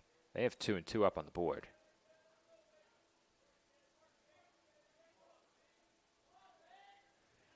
Let's see. Lou has 2-2 as well, as that's fouled back. Well, there's a second strike regardless if it wasn't 2 and if it was 2-1. So Well, I don't see Francesco Bonvini picking any glass off that foul ball. it's a good thing. That sounded really bad.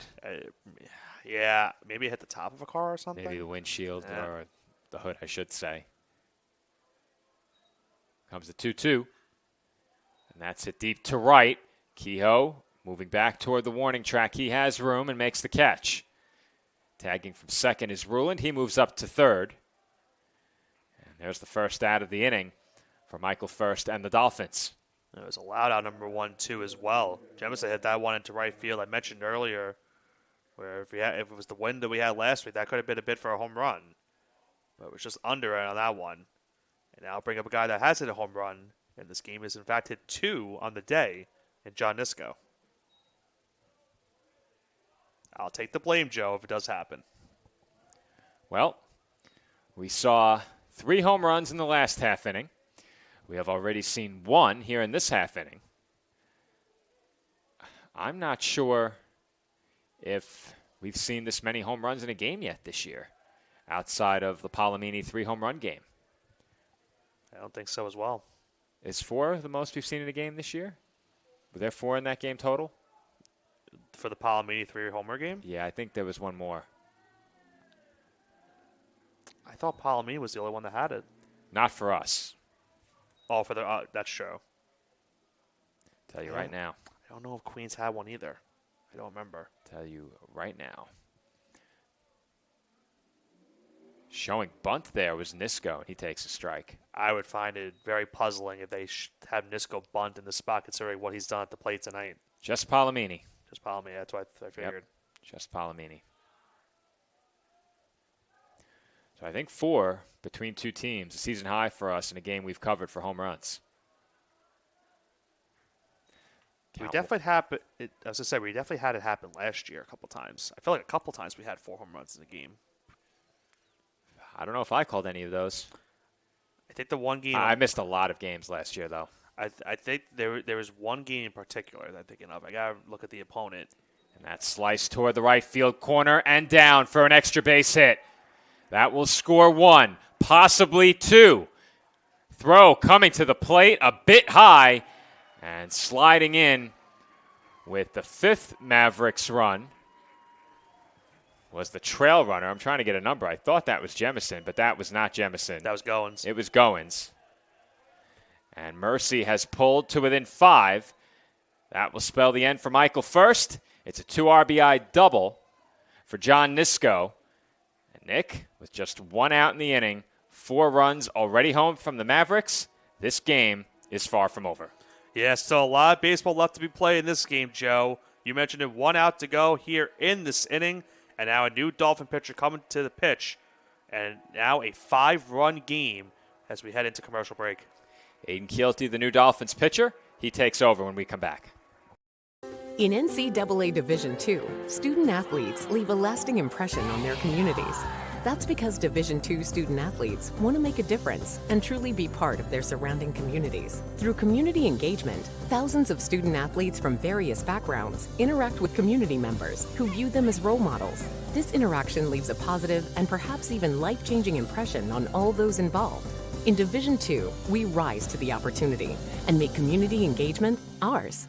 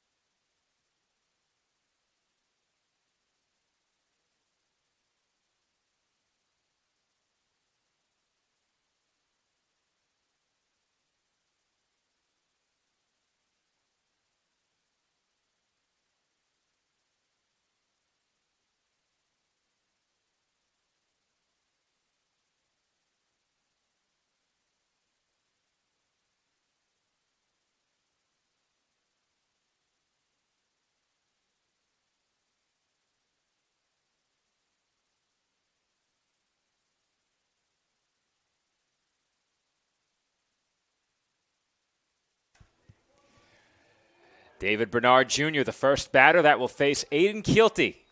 Keelty in out of the Dolphins bullpen in relief of Michael First, and he gets the call on a first pitch strike. I think that's a call First would have liked on that outer half. Yeah. You know, he got frustrated and just never got back after that. That could really hurt a pitcher because, you know, you're thinking back to that one at bat where you had 2 straight fastballs on the outside corner you thought were strike 3, and the umpire, you know, you could make the case with squeezing him in those 2 pitches, and it led to him giving up these runs in this inning. And now all of a sudden, Joe, a 9-run deficit is now a 5-run deficit and still just 1 out. Comes the 1-1. That's taken high, 2-1. And we saw in that game where First had a bit of tough luck that at one point late in that outing, the body language didn't look good, and that's where things really got out of control. He's pitched far better than the numbers we've seen in his last couple of starts, as that one is smoked foul. And the count evens up at 2-2. I was staying silent just to listen out towards the parking lot. That was a bit further out to the corner. Let's keep it Did not reach the cars. Let's keep it that way. Let's keep it that way. Count 2-2 on Bernard Jr. He's 0 for 2 in this game. One of only 2 Mavericks without a hit, as that's chopped to first. Vigliotti flips over to Keelty, and there are 2 gone in the inning. Nice job out of the bullpen so far for Keelty, getting that first out right there for him, and the second out of this inning for the Dolphins. If you can get Gonzalez out here, he'll keep it a 5-run game heading into the bottom half of the inning. Well, if you're the Mavericks, you'd feel great with 1 more run. You still have to feel pretty good with a 4th spot. Plenty of baseball left to be played, and I think it's fair to say that this will likely be our latest night of the season. Absolutely. Absolutely. The Mavericks sure hope so, because that means they did some good things in all likelihood. Yeah. We saw a lengthy game 1. And that's grounded toward the middle. Handled by Rodriguez, and Vigliotti was pulled off the bag. Well, Joe, giving that a hit, Nick? I'm giving that an error, I think. Yeah. I don't know. I think I have to give that an error. I think they're about to ask. Let's see. I hope they don't. They gave it an error. Okay. I think it's only because I get it. Like, he had to go a little bit far back to make the play, but he had time to make the throw to first. And not only that, but he took the first baseman off the bag in the process as well. I'd probably get overruled, but I'm giving that a hit. It was up the middle. You're giving it a hit? It was deep in the hole up the middle. I'm giving that a hit, but I think the score would get overruled. So it's going down as an error. But I'd give it a hit. Well, we'll see if it changes as this game goes on. There goes the runner. The ball gets away, and he didn't know the Gonzalez didn't pick it up. Yep. Well, with the error, the RBI is lost on that play as well.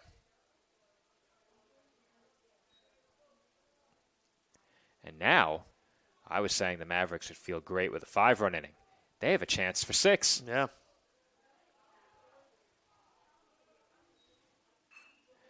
And that's it out to left center for another base hit. And the 6th Mavericks run of the inning will come home. It's an RBI single for Sean McAdams, and we now have a 3-run game. It has been an unbelievable inning we have, and I'd made this comment in Game 1, Joe, where it kind of felt like we've had 2 games inside of 1. We're having it again once again in this game. Now 10-7. The Dolphins had a 9-run lead coming into the inning, and now it's a 3-run game. What we've witnessed today in terms of the deficits and the comebacks and the lead changes. Incredible. It's bordering on unbelievable. And it's been 2 weekends in a row. We said it earlier with the Queens doubleheader, where it was going to be really tough to top that doubleheader. I think this one is right up there. It might overtake it. What a year for conference baseball at the College of Staten Island so far. If you missed any of these home games, with the exception of the 1 game against Malloy, that was a bit lopsided, the other 5 have all been fantastic games. And remember that game, too. The Dolphins made it a 2-run game, I think, around the 5th or 6th inning. They did. It was 4-0, and they cut the lead in half. And then I think first pitch that game as well, if I recall. Yeah. And it got away from the Dolphins after they scored a couple. And that was another game where errors unfortunately hurt the Dolphins in that one. They've hurt them again tonight. And it's unfortunate because if you think about how game one went, the Dolphins played a very good defensive game. The error didn't happen until, I think, the 8th or 9th inning. Well, they made a couple of errors that hurt, but were able to get away with it because of the bats.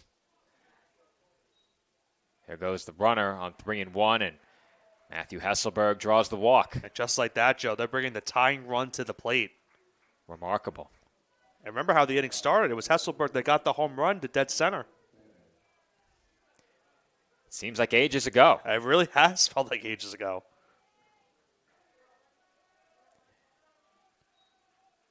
At the plate now, Gabe Sanders. A long ball here ties the game. And Sanders takes up and away for ball one.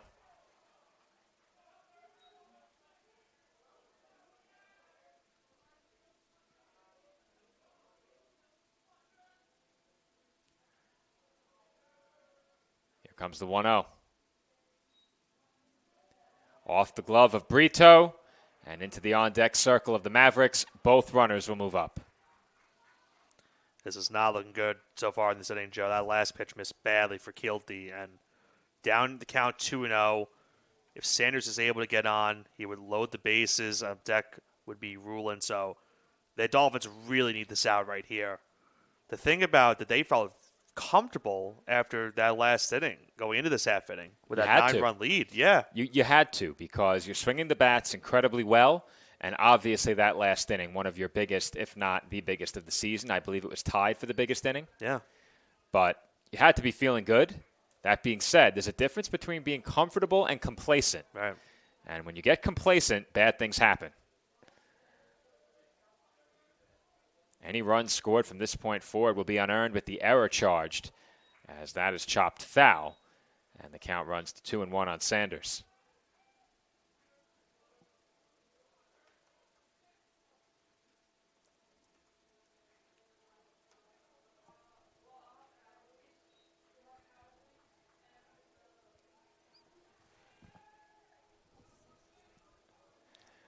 Here comes the 2-1 pitch. Inside, ball 3. Now in danger of walking the batter right here and loading the bases.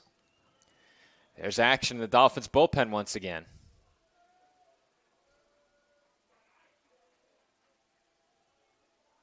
Comes the 3-1. That's foul back.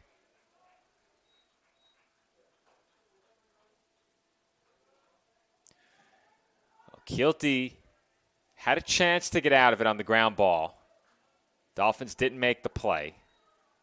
He's now laboring here in the 4th. It's hard to believe. It is just the top of the 4th inning. As that's grounded to the left side, might be a tough play. Cetera, long throw, not in time. Sanders beat it out, and it's an RBI infield single to make it 10-8. That's a tough one, Joe, because Cetera had to go deep in the hole to make that play, and he got a good throw into first base, but just beating out the throw was Sanders, and now it's a 7-run 4th inning for Mercy. They've now made this a 2-run game, and what we would have thought was inconceivable to start the inning, they now bring the go-ahead runner to the plate. Dolphins and Cetera did all they could on that play, as Connor Rulin swings and misses for strike 1. But you try and rush that throw a bit, you might throw it away in 2-run score. He got the throw off quickly but didn't rush it. It was a good throw, and the base runner just able to beat it out. And that's a nubber to the right side, hit very slowly. But the Dolphins do make the play as Rodriguez throws over to Vigliotti for the final out of the inning. However, the Dolphins score 8 in the 3rd. Mercy puts up 7 in the 4th, and it's a 2-run ball game. Staten Island 10, Mercy 8. No, I'm right. The podcast that uncovers the origin stories of some of the biggest names in sports, media, and entertainment. Nick Durst here along with Joe Calabrese. Here we are, 200 episodes later, about 150 episodes with guests.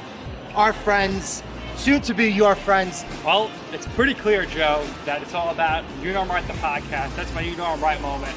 Wanted to do a podcast, and everyone was like, what are you, crazy? Who's going to listen? You're not going to get guests. Well, guess what? I'm the best when it comes to getting guests. You can vouch for that. I am so happy that you asked me to do this. I couldn't have been more thrilled. And follow us on socials, check us out. I promise you, if you want to work in media, whether you work in media now, whether you want to quit your job and work in media, come to us, and I promise you, we will get you on the right foot. That's what it's all about, uncovering the origin stories of some of the biggest names in sports, media, and entertainment. Keep it locked on You Know I'm Right.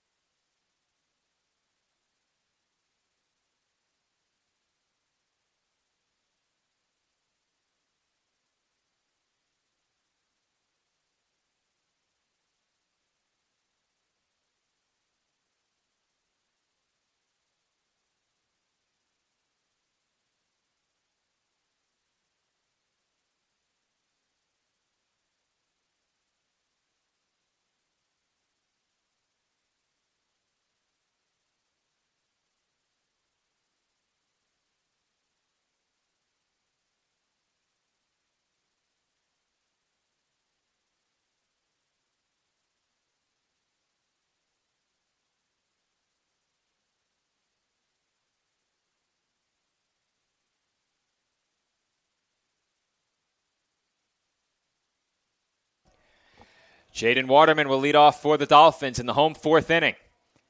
It is now a 2-run ball game, 15 runs scored. What is happening in tonight? the last 2 half innings, Nick? 8 by the Dolphins, 7 by the Mavericks. I am, I'm going to use the word again, Joe. I'm flabbergasted. You know what? Flabbergasted might be an even That's better a good word. Yeah, I think that's better. As Waterman he might have actually gotten ahead, and he did. And the Dolphins have a leadoff base runner in the home fourth. Well, now, when you're up 9, you need to think about having to get in some insurance runs to hold on to this game. Now you need the insurance runs more than ever. It's that JJ emphasis is just something else. I think Lou heard me saying JJ Chestnut's name like that, so he's like, I have to do it this exact way. He said, this is a competition, and I'm going to win. I'm going to win that competition. I'm going to win. That's right. I'm sure he wants TJ Leno to bat at some point as well. True. He missed that opportunity in game 1. So Waterman is hit by a pitch to lead off the inning. I'm trying to think. Did Waterman have an official at bat to start off this game? He's 0 for 2. He's 0 yeah. Okay, I was going to say, because he obviously only was 0 for 1 in that first game with the amount of walks that he had. J.J. Hunter is at the plate, 1 for 2, and he's quickly ahead 2-0. Of course, that one hit was a home run in that third inning, which, as you mentioned, it seems like a lifetime ago. Yeah. A lot has happened these last. It's just been a lot. It's been a lot, Joe. It's been a lot to take in. We have not covered a game like this in a very long time. Considering what preceded it with that first game? Well, yeah. I should have said we have not covered a game like the 2 games today in a long time. Even the game against Queens, it wasn't quite like this. Mm-hmm. It did have a lot of back-and-forth action, teams taking the lead over one another, exchanging the lead, but there weren't 2 7+ run deficits that were overcome. And the Mavericks haven't come all the way back yet, but they came darn close in that last half inning. As Hunter takes a big rip at that pitch, 3-2 now. I mean, to think of your mercy going into that inning down 9, to think that you had the go-ahead runner at the plate says something. And this game has now changed all of a sudden here in the bottom of the fourth. Still a long ways to go. Well, it says things went very well for you, not so well for the Dolphins. All right. Comes to 3-2. And Hunter takes ball 4. It's Calabrese. Staten Island Unmighty Duck, Joe Calabrese, in uniform. Unmighty Duck. That's the name of the team, the Unmighty Is that actually Ducks. the Unmighty Ducks? Oh. All right, hold on a second. Joe, where's my hoodie? I paid for a hoodie. I don't think it's coming anytime soon. I paid for an Unmighty Ducks hoodie. And I thought you were just joking when you said I was that not team joking. name. I paid for a hoodie. Oh, I meant the team I'm name. the unofficial broadcaster of the team. Unmighty Ducks. Interesting. Vincent Weigel, the batter, shows bunt and pulls it back as he takes strike 1. Well, this is certainly a prime spot to bunt if you're the Dolphins here. Well, Weigel definitely squared. The way this game has gone, he is a double play candidate, so I could see why you'd bunt. Also, I think the speed on the bases matters, and the lead runner, Waterman, has pretty good speed. He's an outfielder. So getting him to third gives him a really good chance to score on just about anything. But now it's 0-2, and the bunt is off the table. And he was not happy. He thought that one was too inside, and it was called for a strike. He had the bunt squared, and he took it away. He thought it was a ball. For a lot of last year, Vincent Weigel was a number 5 hitter. I think he even hit in the third spot a bit. There's the pitch clock. Well, they ignore it. And not called. Yeah, they don't seem to care much about the pitch clock. That was definitely a violation. That was certainly a violation. If anyone would know, it's us. Yeah. Considering that it's right next to us. Mercy got, in game 1, they had a couple that didn't get called, I think. There was 2 instances, I thought, in that first game that it went off. I think we need to open the window next to the pitch clock. Maybe they'll hear it. Honestly, that's not a bad idea. I am a beacon of great ideas as Weigel fouls that one away. Plus, it's a warm night as well. Get a nice little breeze if there is any. I couldn't really tell you if there is or not. We are calling this game from the box. I have not been outside since I arrived here. We need to open that window in between innings. Yeah, I will do that once the inning ends. Comes the 0-2. And Weigel goes down swinging on a breaking ball. A nice breaking ball right there for the punch out. Huge out number 1 recorded by Aaron. Yandel Brito will be the batter. Well, you can hear that music. Probably Victor Verlola also. They asked for louder music. They got it. They All right, so let me ask Joe now, very quickly. Joe. Oh, you were kicked. He was kicked out the other room. Why is that? Well, our good friend Lou Matron is on PA, so I couldn't take my spot back. Okay. Well, we offered now. I'm here to answer whatever question you may have. We may have to get another headset. We did say you could maybe hop on the broadcast with us. Free labor. But where is my Almighty Ducks hoodie? That's a good question. It wasn't provided to me when we played our game. Okay, so Nick is not doing his job here, as that's fouled away. You parked in the third row? Well, Joe, Joe, until you get a headset, you're going to have to take 2 big steps back. Yes, he probably has time in between half innings if he wanted to. I have time. The headset's in my car. Right. So I should send him to get it. It's a good idea. You could just give him your keys. That's a good idea. Yeah. The count 1-1. See, I'm good at ideas. Good ideas as well. Sometimes. That's taken down and away. He can't Runner find it. Going. And Waterman with good heads-up base running moves up 90 feet. Yeah, it's a great heads-up play by Waterman. He could not find the ball. It was unfortunately right in front of him. Now the Dolphins have first and third.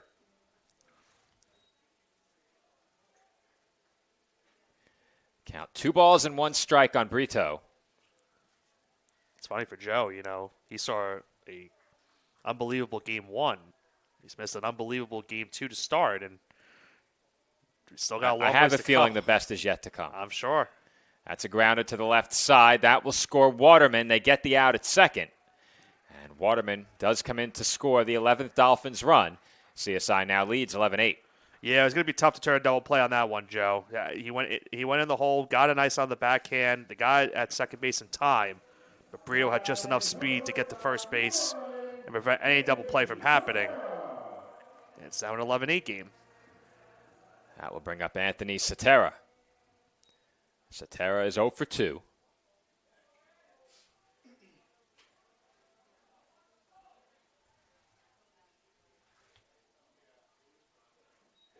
And Cetera swings and misses, strike 1. Another home run for the Yankees. Love to see that. Score check.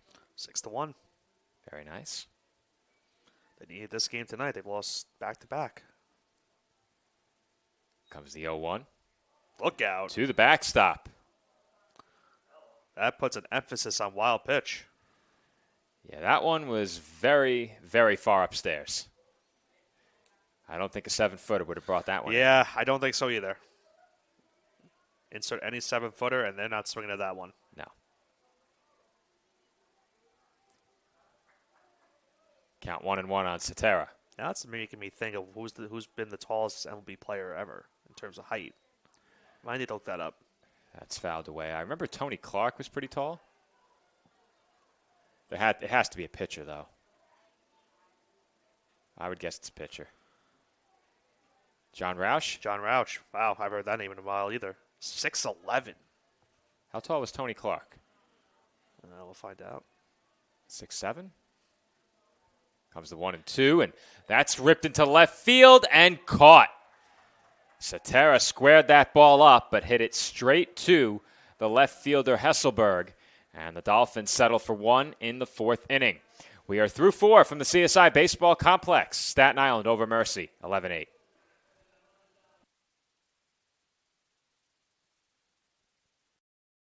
Hobra, a taco joint, Staten Island, where we're proud to have shared our family-first spirit with people from throughout New York City and the world.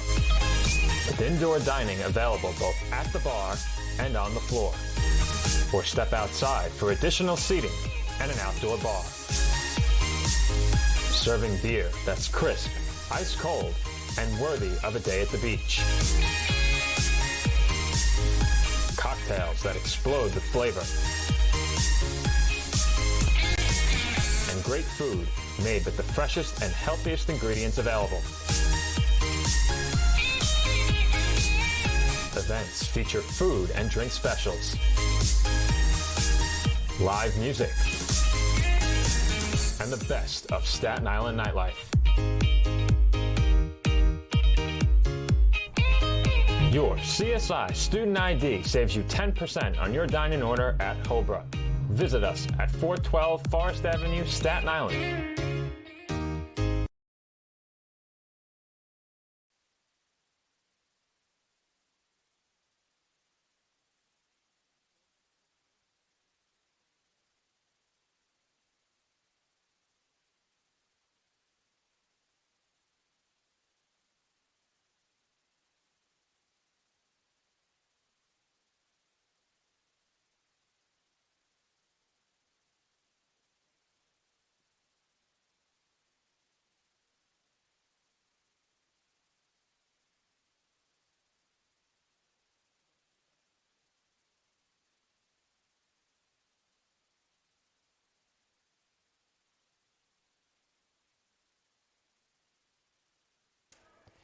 Fifth inning from the CSI Baseball Complex, and the new Dolphins pitcher, Gerard Santos.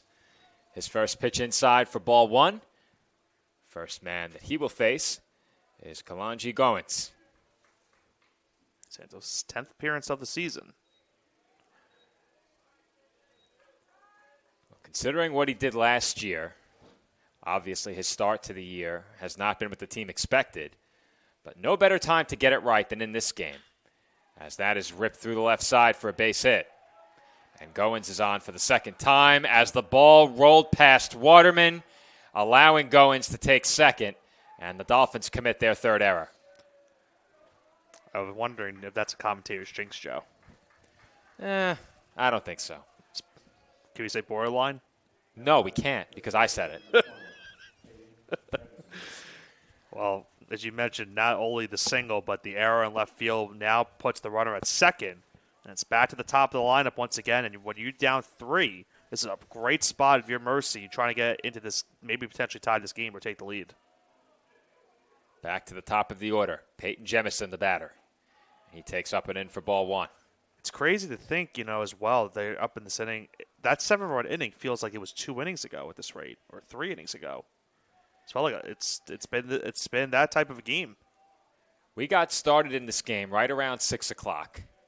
We're at the top of the 5th. We were just about to hit the 2-hour mark in this broadcast. Yep. Considering what happened in Game 1, we were an hour into that game. We were only in the 3rd inning. Been a long night. It's been worth the wait. It's been some good action.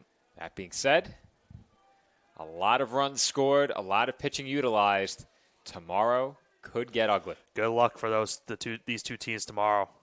Factor in the weather as well, as that's lined through the left side for another base hit. Goins headed home. The throw is cut off, and the Mavericks are back to within 2. It's 11-9 Staten Island.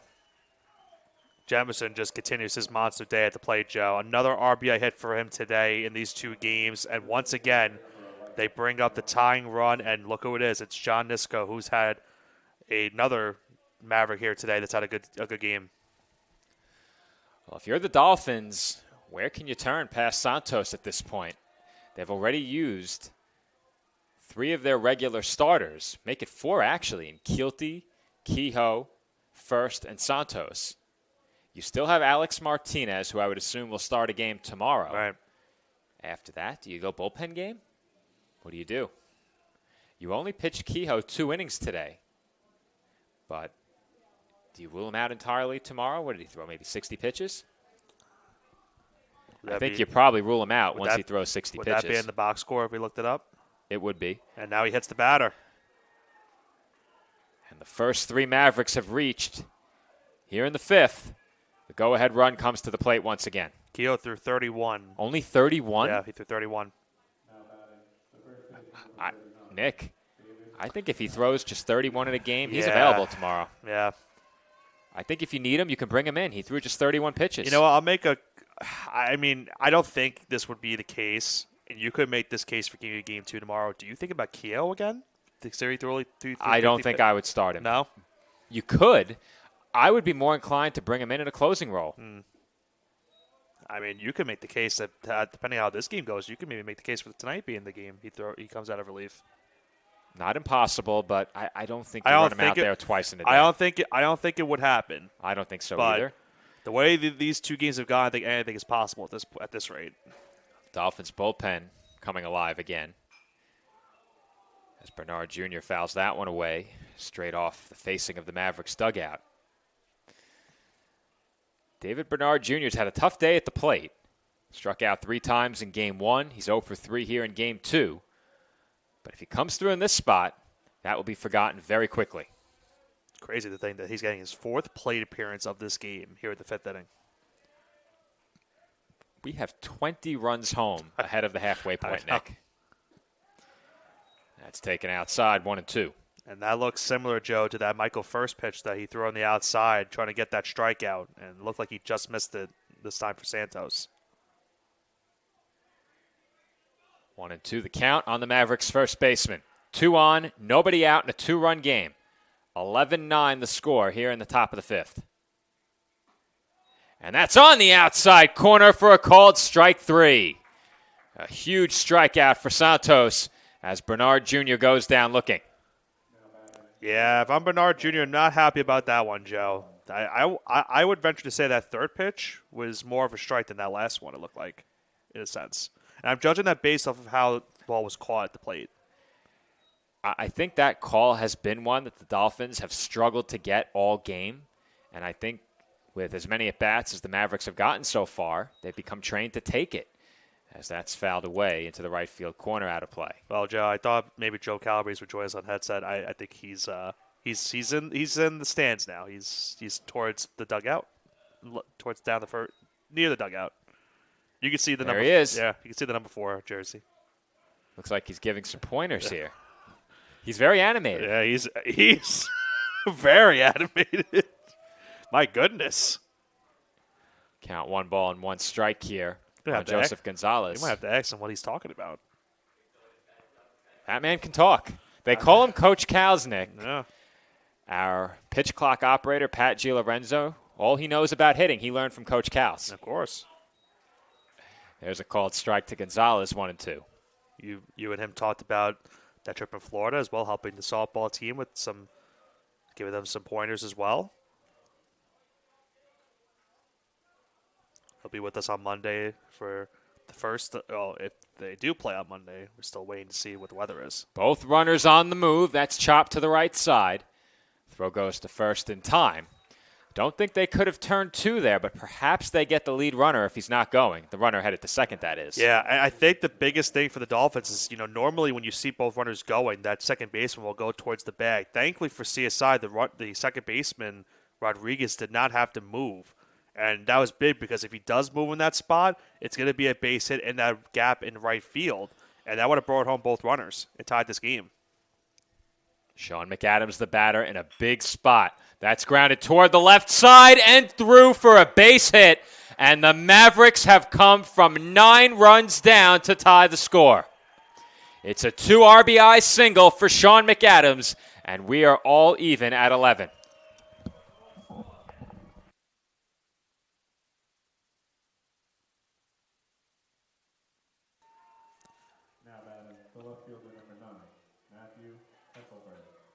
Unbelievable what has happened here tonight at the baseball complex. A 9-run deficit erased by Mercy. They now have tied this game at 11.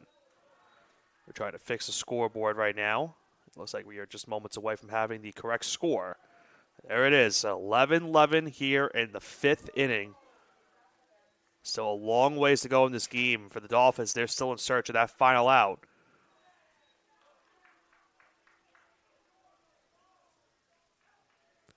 Santos now, I believe, in a 2-0 count. That is indeed the case. The count is 2-0. Sean McAdams is at the plate.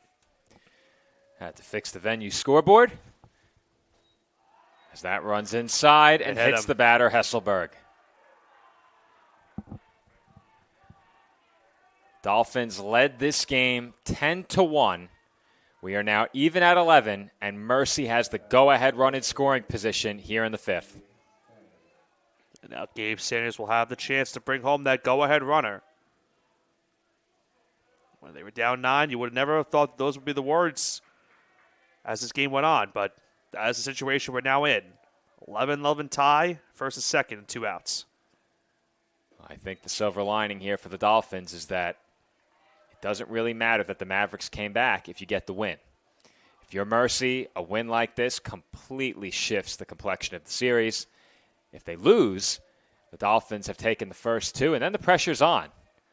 With D'Youville playoff eligible this year, it's effectively the same size field as last year. D'Youville was not eligible last year. Actually, were they eligible last year, Nick? I thought they were. They were. You're right. You're right. They were.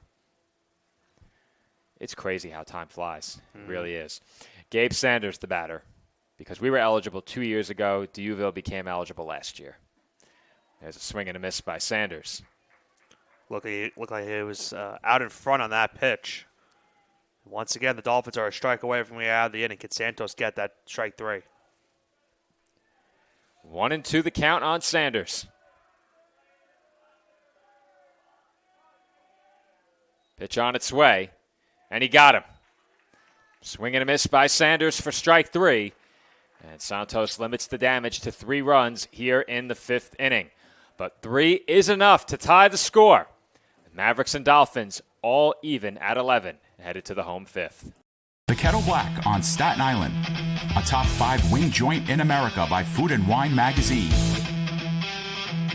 Serving daily lunch and dinner at the bar or on the floor. Perfect for family and group parties with top shelf drink and delicious food. From great times with good friends. Live sports and watch parties. To Staten Island's hottest nightlife. The Kettle Black features live music and DJs weekly. The Kettle Black features daily and nightly food and drink specials. The best Staten Island has to offer is at the Kettle Black.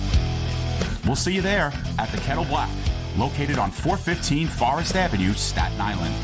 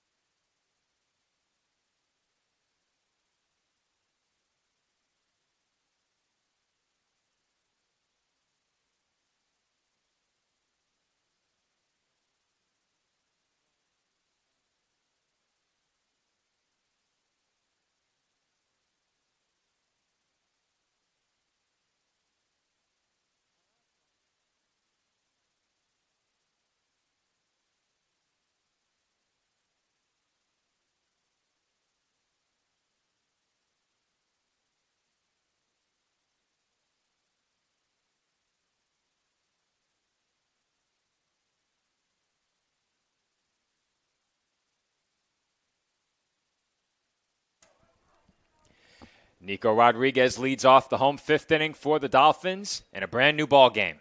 It was 10-1 Dolphins, and the Mavericks in just 2 innings come all the way back to tie the score at 11. 22 runs, Joe, as Rodriguez is plunked by the pitch. 22 runs in 4 1/3 of this game. Or 4.5 innings, I should say, excuse me. So you and I spoke about a game that I covered many years ago. It was in the CUNYAC Championship. I believe it was 2018. The Dolphins took on Finlandia, an associate member of the CUNYAC Conference, and we went over that game. What was the final? Like 18-11? I think so, yeah. That game was a lot like this, except the Dolphins were on the short end of that score. They came back and ultimately won by a lot. As that gets away, still can't find it.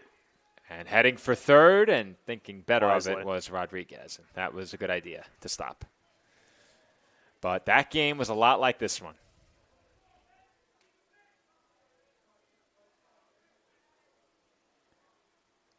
You just never know what you're going to see when you arrive at the CSI Baseball Complex. How many times do I say it? I always say the infamous line, you never know what you're going to get at CSI, or expect the unexpected. Well, Dave Pizzuto, as I've said many times, had a name for this team, the Cardiac Kids. And they have lived up to that moniker every game we've covered this year in conference play. As you mentioned last inning, we're only at the halfway point of this game. Remarkable. Chris Palomini, the batter. And another wild pitch gets away. That almost went into the dugout. That was close. Very close. And right now, Errett can't find the strike zone. He has been completely wild twice in this at-bat. And after hitting Rodriguez, he now stands at third base. Now for Palomini, a fly ball into the outfield will bring home that runner, and Rodriguez at third. Now, the Mavericks have played the infield in all day. They are not playing the infield in here. I'm just as confused as you are. I'd be very curious to know why. And they did it early in that game, too. They did it early, and they did it up a run. In a game up a run. They are not doing it in a tie game. So basically, a ground ball guarantees the Dolphins a run unless it's very hard hit. If it's hit to a corner infielder, I think they might still be able to get him at the plate. I think at third, especially. Yeah, especially third. Might be tougher at first. It's easier at third, but it really depends. Yeah. That ball gets on you a bit quicker at first, hit by the right-hander typically, as Palomini draws the walk. So Palomini now in a position where he could run. Kehoe not really a double play candidate. And it looks like the corners are going to come in here as the Mavericks will have a conference at the mound. I didn't see anyone warming up in the bullpen. Are they about to bring in a position player to pitch? They might, Joe. It looks like it's time for a pitching change because the high five line. I see the pitcher coming out now. Yeah. There is a pitcher coming out. So there was a pitcher already warm in the Mavericks bullpen. Pitching change for Mercy. We will be right back. The Dolphins have the go-ahead run on third. Nobody out here in the 5th.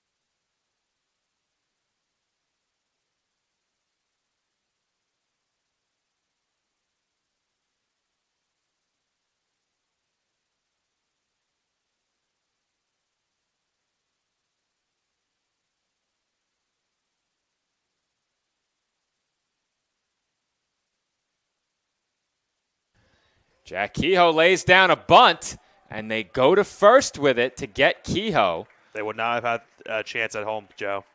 Rodriguez comes in to score the go-ahead run. And does that go down as a sacrifice? I would say so. You know, I was certain it did, but I've never quite had to score one where the runner came in to score on the bunt. Now, was he going on the pitch? 1 second. He was not. A.J. Vigliotti takes up and in. So just as quickly as the Dolphins lost the lead in the last half inning, they have it back. A.J. Vigliotti at the plate with a runner in scoring position. 1 out in the inning. Palomini stands on second. Well, now looking back at the replay, they actually might have been a little bit closer than I expected. I thought they did, Nick. I thought they had to play at the plate. Yeah. Ryan DiNapoli, the new pitcher for the Mavericks, a left-hander. And you mentioned it, Nick. They have 3 lefties on the roster. We've seen 2 of them in this game. Felt like a while ago when I said that, Steve. Yeah, I know. It sure did.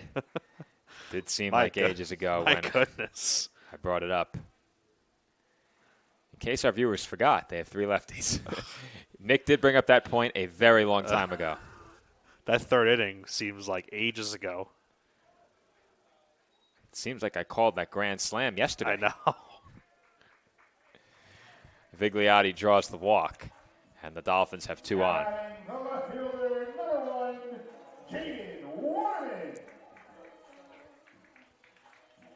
Jaden Waterman, the batter. He's 0 for 2 with a couple of strikeouts.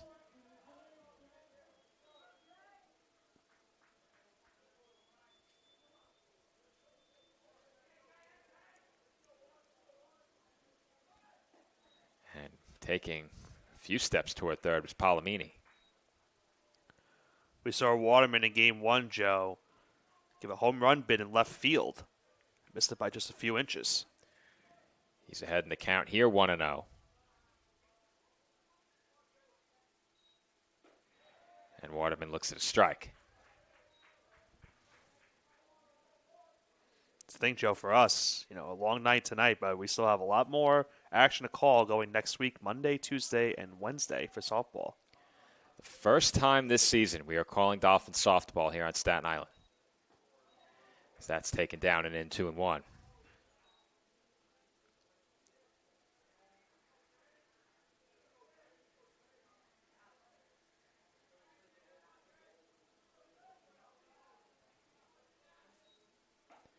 And the 2-1's high and outside, 3-1.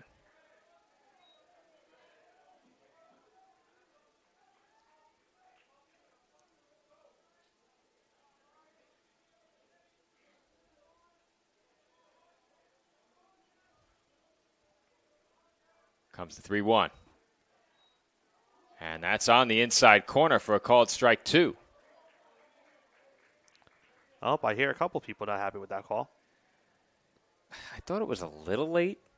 It was kind of late. I thought it was late. I don't think Waterman was showing up the umpire at all. I think he just didn't hear a call and assumed he had walked. 3-2. Swung on and missed. Foul tipped into the catcher's glove. Both runners were going on the pitch. Palomini now on third, Vigliotti on second.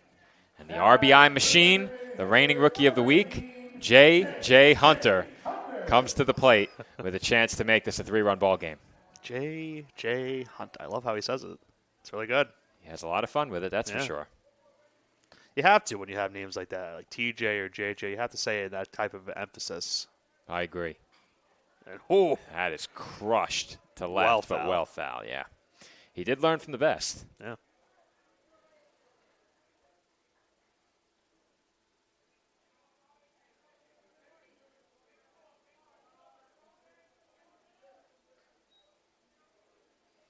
Well, Hunter's already got himself a home run in this game. That last one went a mile away into foul territory, but was certainly making a bid for his second one of the night.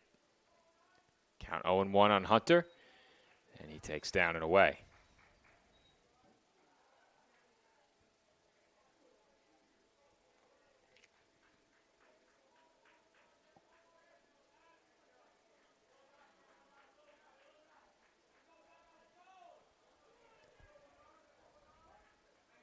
1-1. In for a called strike 2.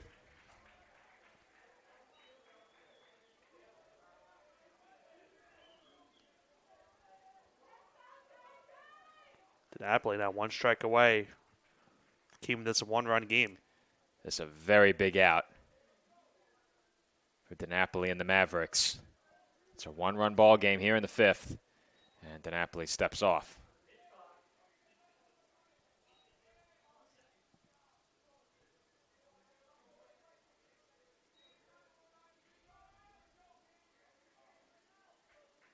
One, two.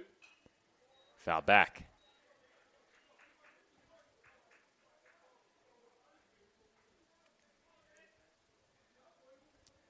Hunter coming off a week during which he had 11 runs batted in. In game 1, he was 2 for 4 with another RBI.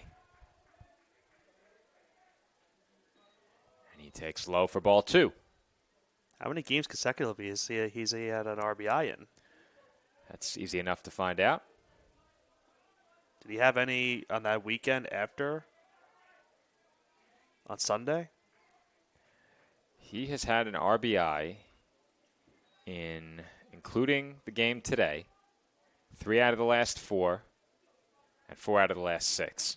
Make it 5 out of 7. Yep. That's because, even though he had 11 runs batted in, he had 2 games in the week during which he drove in 5 runs. Yeah. Impressive showing for the Dolphin.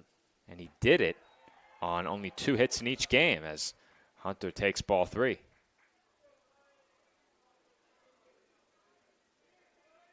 Mercy certainly thought they had strike 3 on that one right there, Joe. A lot of chirping coming from him. there's been a lot of chirping these 2 games in terms of the strike zone. 3-2 the count on Hunter. First base is open. 2 in scoring position for the Dolphins. 2 outs in the 5th. And Hunter flies one out to right. Should be playable.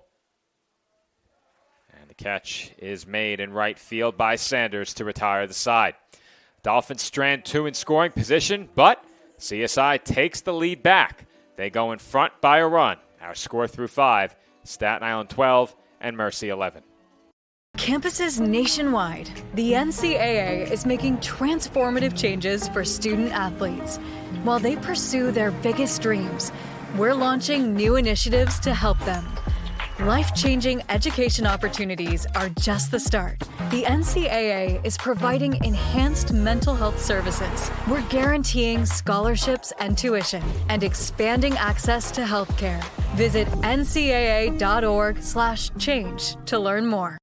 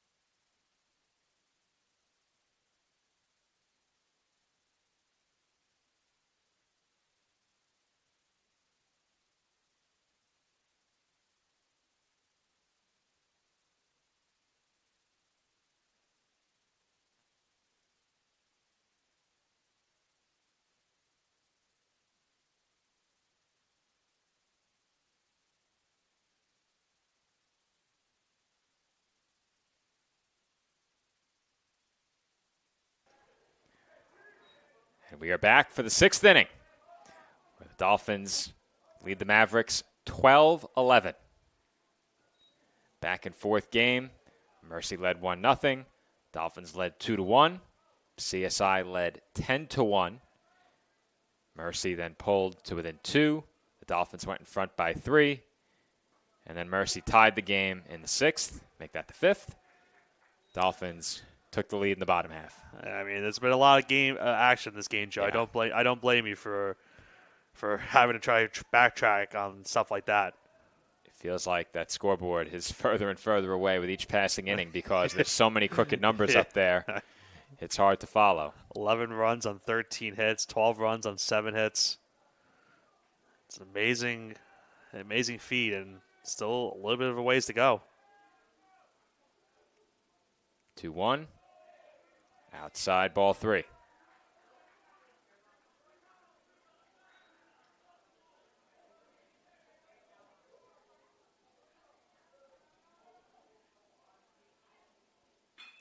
That's lined sharply to short. Stopped by Cetera. And his throw is high. Vigliotti looked like he came down on the bag, Nick.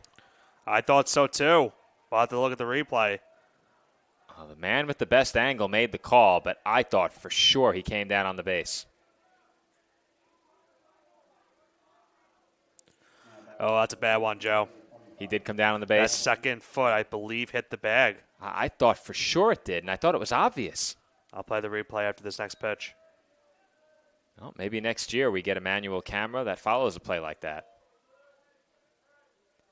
And with a battery, we could stick a camera operator in the bleachers. The deep outfield bleachers, it could follow the batter or the ball. I'll try to pause at the end where the foot hits. Right there, maybe a second before that, is where the foot tapped on the bag.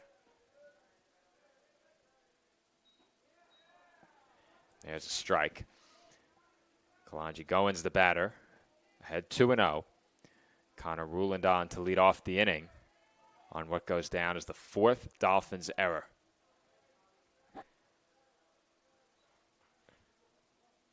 Can you really give that an error, Nick, as Goins is hit by the pitch? That was a great stop. It was, but I think you have.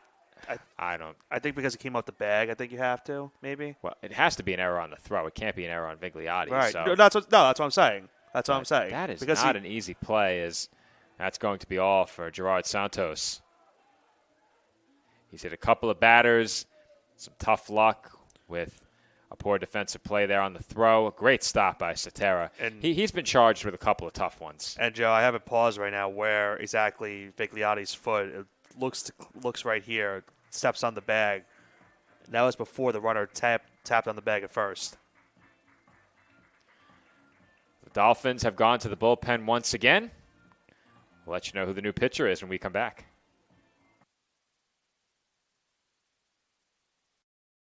That's a timeout on betting. It completely changed the game, and you didn't even notice. Let me break it down for you.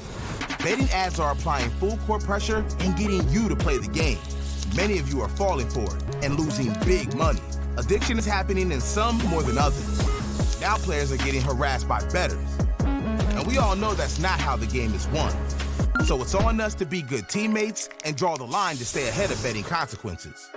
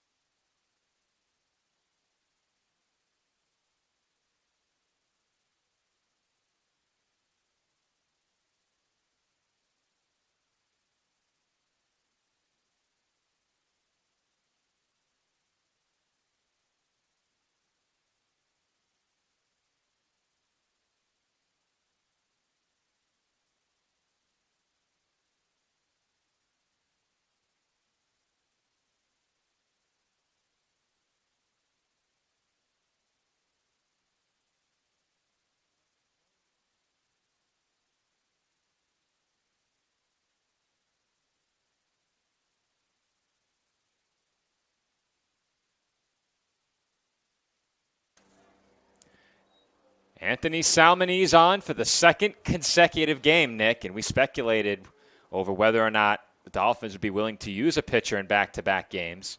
With the double looming tomorrow, they will do just that. Salmonese on trying to get CSI through the 6th inning. The Mavericks with the first 2 batters on. He threw 16 pitches in that first game, Joe, and got credited with the win, even though he gave up the tying run. The Dolphins took the lead in that next half inning.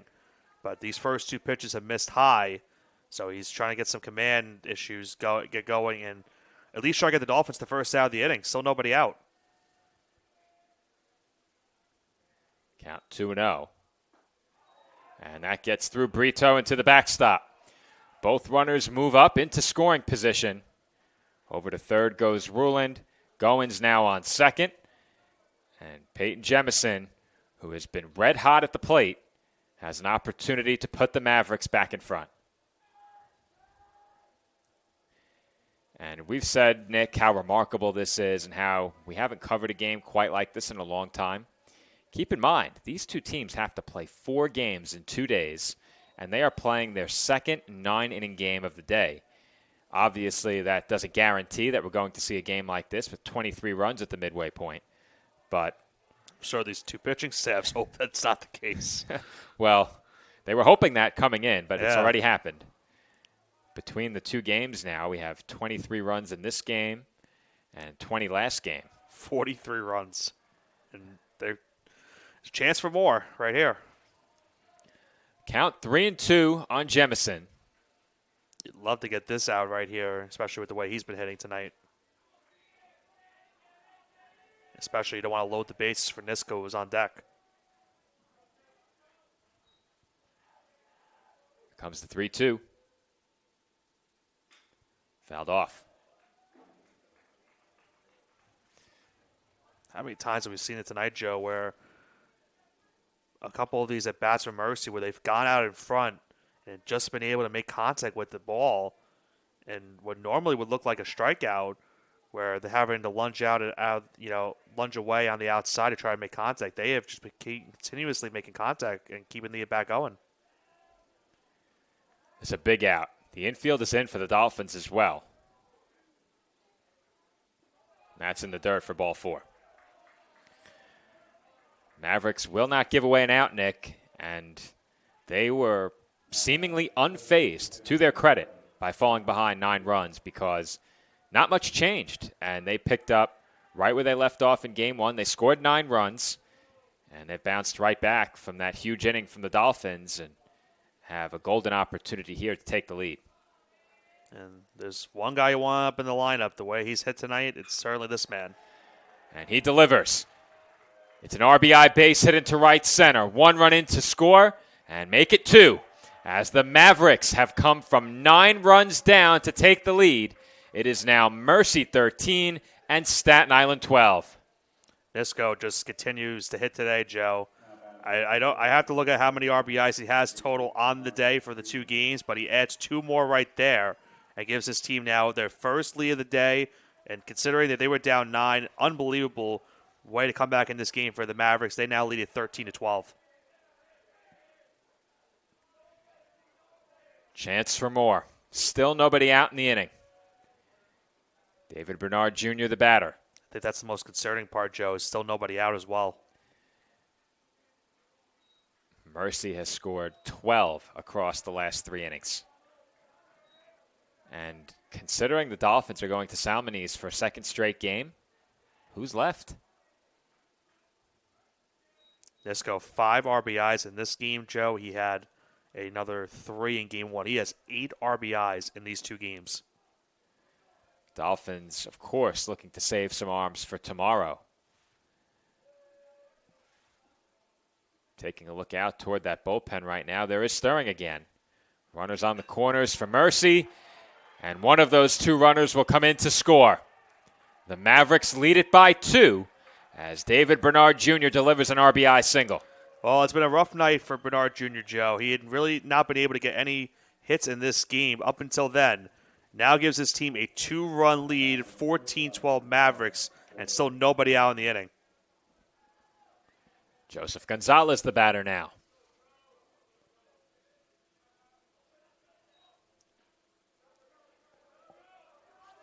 Gonzalez 1 for 4 here in game 2. Sean McAdams behind him 3 for 4. Gonzalez was showing bunt on the first pitch. Dolphins have the corners about halfway. They're still discussing it on the right side of the infield.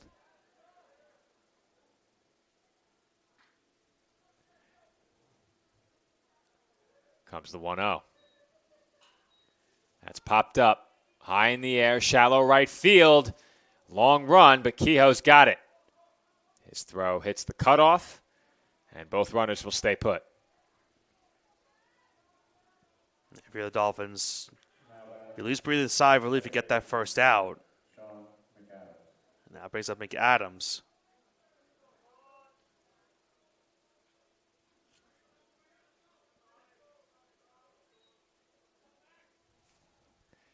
As I mentioned, McAdams 3 for 4. He has 3 runs batted in. Chance to add 1, maybe 2 more right here. 15 hits now for Mercy as McAdams takes a strike.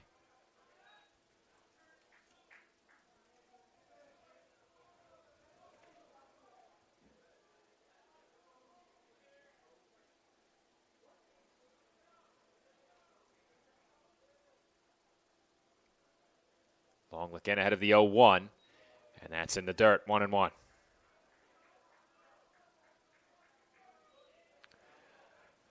Well, we did say, Nick, that game 1 would be tough to top. Yeah. This might do it. It certainly might do it. I'm just amazed with how these 2 games have gone. 14-12, top 6, as that's in the dirt, 2-1. When you have a lead like that in both of these games respectively, it's really tough to get back into it. And I think the good thing for both of these teams is, Joe, both of those deficits that they had came very early in the game. So there was a lot of time for them to get back into it. Count 2-1 here.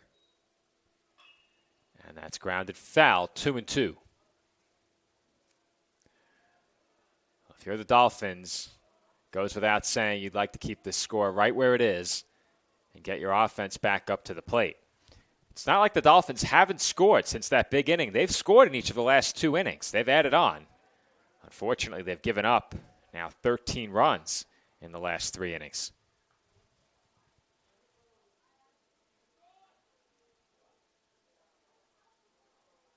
Look towards second. A second look. And the 2-2 is lined. Foul. Well, that would have been a potential bases clearing double. Kehoe has good range to cut that ball off, but that was headed for the corner. Yeah. Could have been a backbreaker for the Dolphins right there if that one stayed fair. Count 2-2.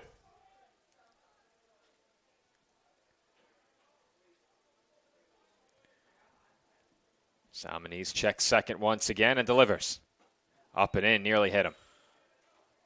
Thankfully, getting out of the way on that one was McAdams. That one was pretty much face high. The count is full.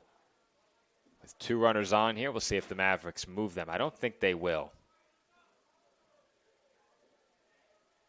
Find out in a moment.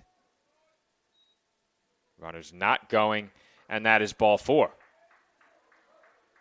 So McAdams with a good at-bat draws the walk. Mike Morrow is on the top step of the Dolphins dugout. And this is a really tough spot for a manager here.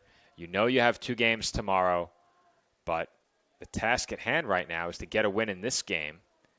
And do you go for it at the expense of your pitching depth ahead of tomorrow's double? It's a tough call, because it is clearly going to take a lot of bullpen help and a lot of arms to get through this game and keep it close.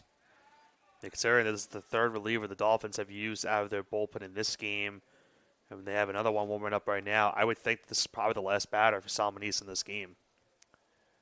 Dolphins would love a double play grounder, but instead, Salmonese falls behind Hesselberg 2-0.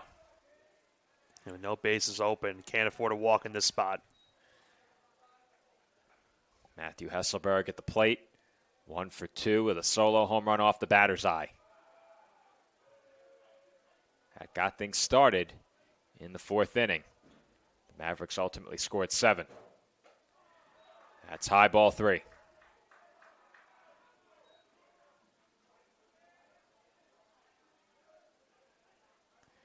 Three and 0 the count on Hesselberg. A walk forces in a run.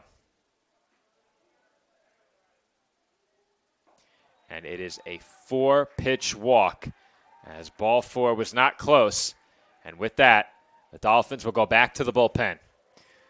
CSI making a pitching change here. 1 out, bases loaded for the Mavericks here in the 6th. They now lead Staten Island 15-12. NCAA athletes don't just compete, they make history. Representing our nation with pride and excellence, they bring home the hardware. Our college campuses serve as training grounds for the next generation of stars. Catch tomorrow's Olympians and Paralympians on the NCAA Championship stage today.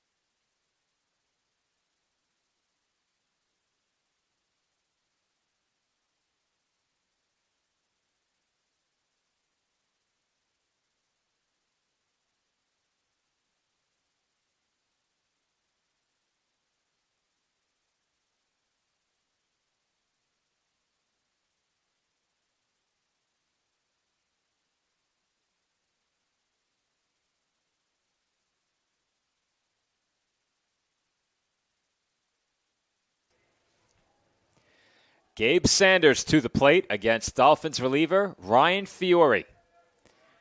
Fiore, another of the top arms in the Dolphins bullpen. Boy, Nick, do the Dolphins need 2 big outs from him right here. They would love double play ball here. Certainly would love it. A 9-run deficit for Mercy now is turned into a 3-run lead for the Mavericks in this game. Fiore making his 10th appearance of the year in relief. And he finds the zone there for a strike. Fiore with a 5.11 ERA, a whip of 1.3, a record of 1-0 across 9 appearances in relief. 12 1/3, 14 hits, 8 runs, 7 earned, 2 walks, 9 strikeouts. Opponents hitting .255 against him, as that is fouled back. 1-2. Almost as good as a ground ball for a double play if you're the Dolphins here as a strikeout. If you're the Mavericks, the Dolphins are playing back on the infield. You hit one slowly on the ground, you probably get a run. You hit one deep enough to the outfield, you get a run.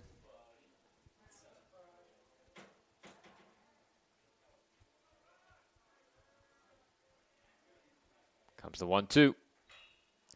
That's grounded foul.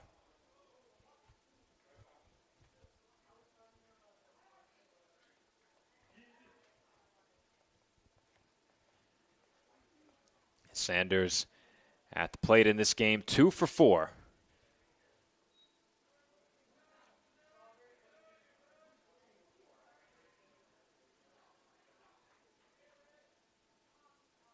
And he's hit by the pitch. And Nick, things are beginning to spiral out of control. The Mavericks dugout is riled up, and the Dolphins just can't seem to get the second out here in the 6th inning. Another hit by a pitch for CSI in this game, Joe, and it's been a lot of things. Obviously the hits have been a problem. 15 hits in this game for the Mavericks. 4 errors also have not helped CSI in this game. A couple of walks. Now that hit by a pitch right there. And as you mentioned, they're still in search of that second out of the inning. Still just 1 out for CSI. The Dolphins have hit 7 batters and walked 5. The Dolphins have drawn 7 walks, have not been hit by a pitch. They also have 4 errors. A game that began through the first 3 looking very promising is beginning to slip away, and that is a huge boost for the Dolphins there. Infield fly was called. The batter is out. 2 gone. Boy, did they need that one, Joe. They needed that one. They really, really did. And if you're the Mavericks, you are 1 gapper away from breaking this game open. Kalonji Goins, the batter. Coming to the plate here with the bases loaded. 2 outs. Mercy in front of CSI, 16-12. And Goins takes low, ball 1. Is our public address announcer supposed to be in here in between? No, I'm kidding. Try to throw him under the bus again. Put this man to work. That's where roadkill belongs, Nick, under the bus. Yeah. Though that story is so old now, our viewers probably don't know the background. Just like we mentioned, that 3rd inning feels like it was old, Joe, and that's certainly an older tale at this rate.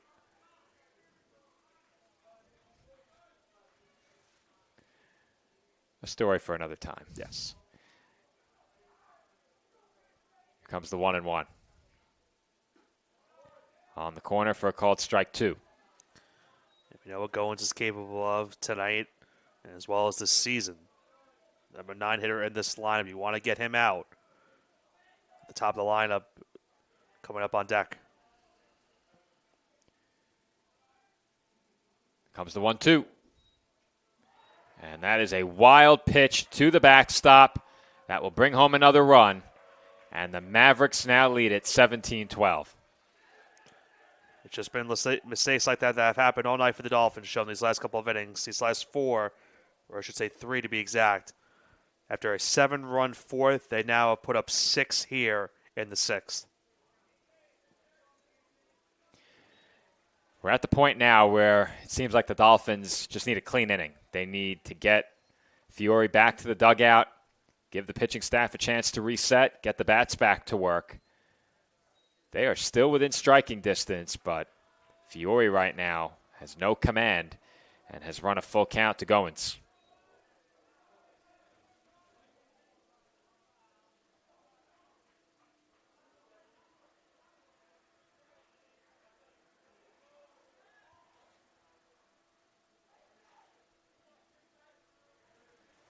Here comes the payoff pitch. And he got him.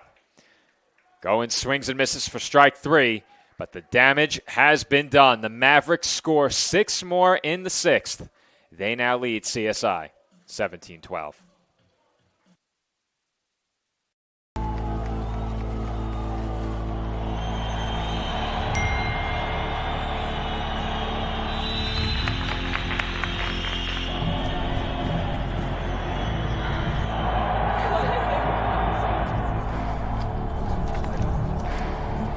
If you want to win in every arena of college life,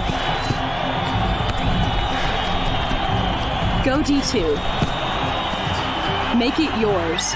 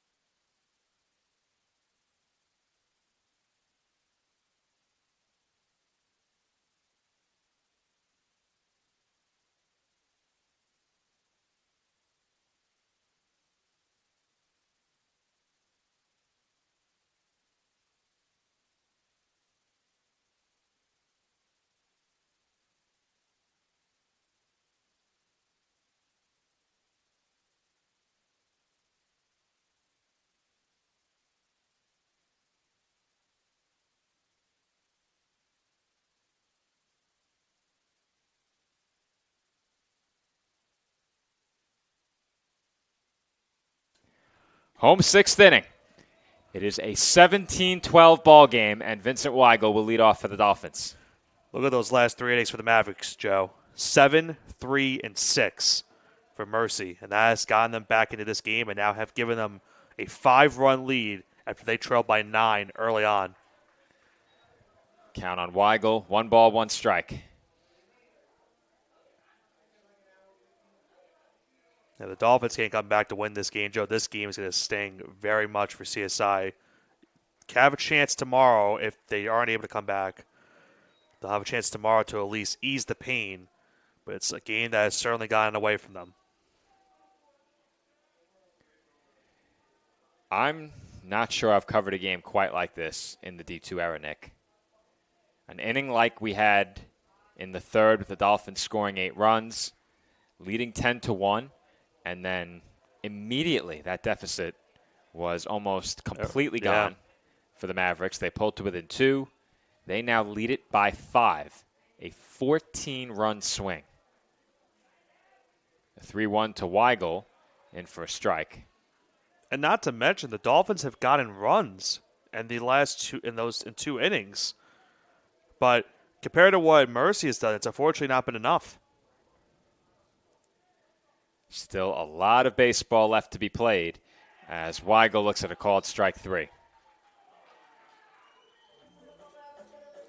Nice pitch right there from DiNapoli. Gets the first out of the inning. Yandel Brito will be the batter.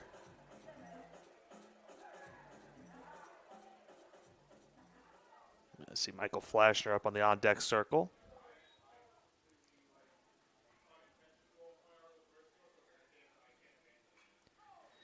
That's fouled back.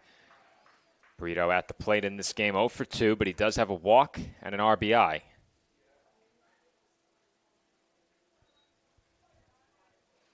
Trying to go back to the Bloomfield game, trying to think of what time that game ended. I'll tell you with certainty it is going to end much earlier than this. It definitely ended earlier than this. And that was a long game. That was a very long game. We placed a food order that didn't arrive until about 20 minutes after the game ended. Yeah. We were here about an hour after the game ended. Mm-hmm. I will not be here an hour after the game ends tonight. No, we will not.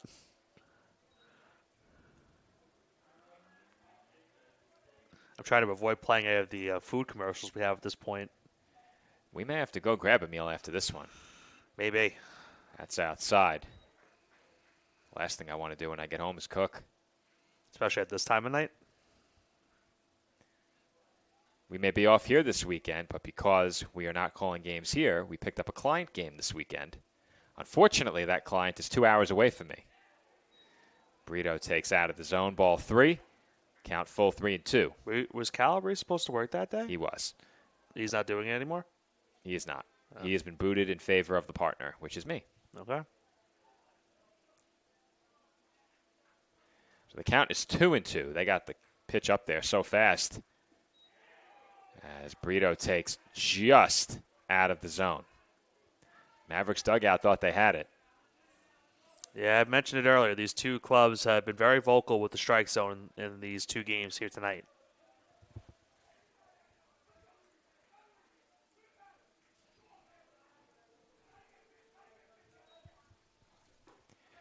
And Brito looks at a called strike 3.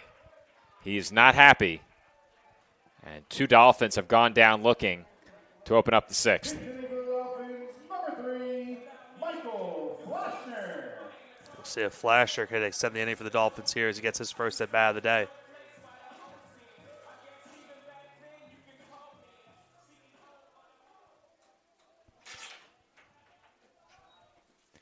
Flashner getting his first at bat of the game. He will take over for Anthony Cetera at shortstop. And Flashner looks at a strike.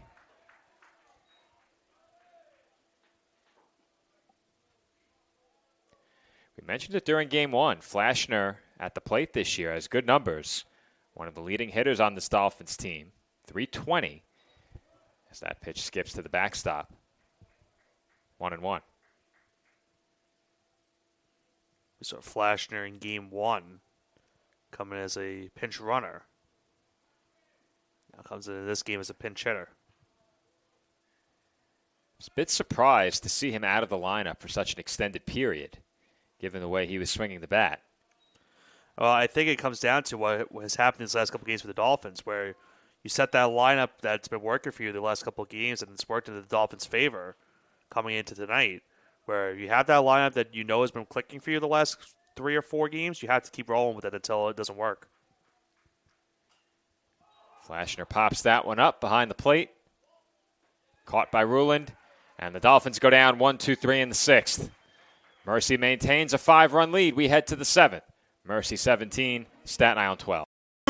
No, I'm right. The podcast that uncovers the origin stories of some of the biggest names in sports, media, and entertainment. Nick Durst here along with Joe Calabrese. Here we are, 200 episodes later, about 150 episodes with guests, our friends, soon to be your friends. Well, it's pretty clear, Joe, that it's all about You Know I'm Right, the podcast. That's my You Know I'm Right moment. Wanted to do a podcast, and everyone was like, what are you, crazy? Who's going to listen? You're not going to get guests. Well, guess what? I'm the best when it comes to getting guests. You could vouch for that. I am so happy that you asked me to do this. I couldn't have been more thrilled. And follow us on socials, check us out. I promise you, if you want to work in media, whether you work in media now, whether you want to quit your job and work in media, come to us, and I promise you, we will get you on the right foot. That's what it's all about, uncovering the origin stories of some of the biggest names in sports, media, and entertainment. Keep it locked on You Know I'm Right.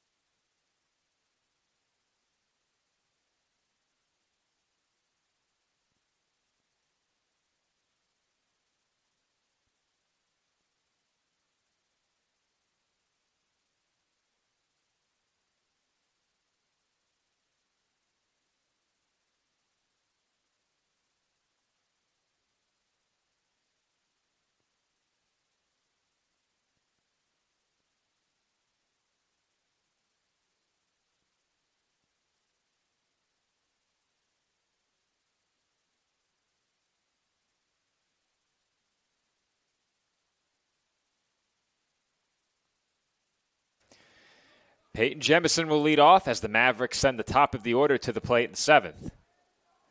Jemison 2 for 4 with an RBI, 2 base hits, a walk. Behind him, John Nisko is 3 for 4.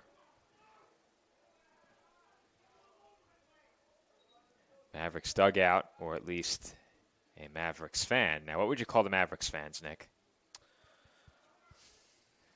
The Fanatics just flow so well. I was going to say Mavs, but I don't know. I don't know. I don't know. That's grounded to short. Early test for Flashner, and he passes. A little bit low, but Vigliotti was able to handle the throw, and Jemison's quickly retired for the first out. Yeah, nice play by Flashner, playing that one off the backhand.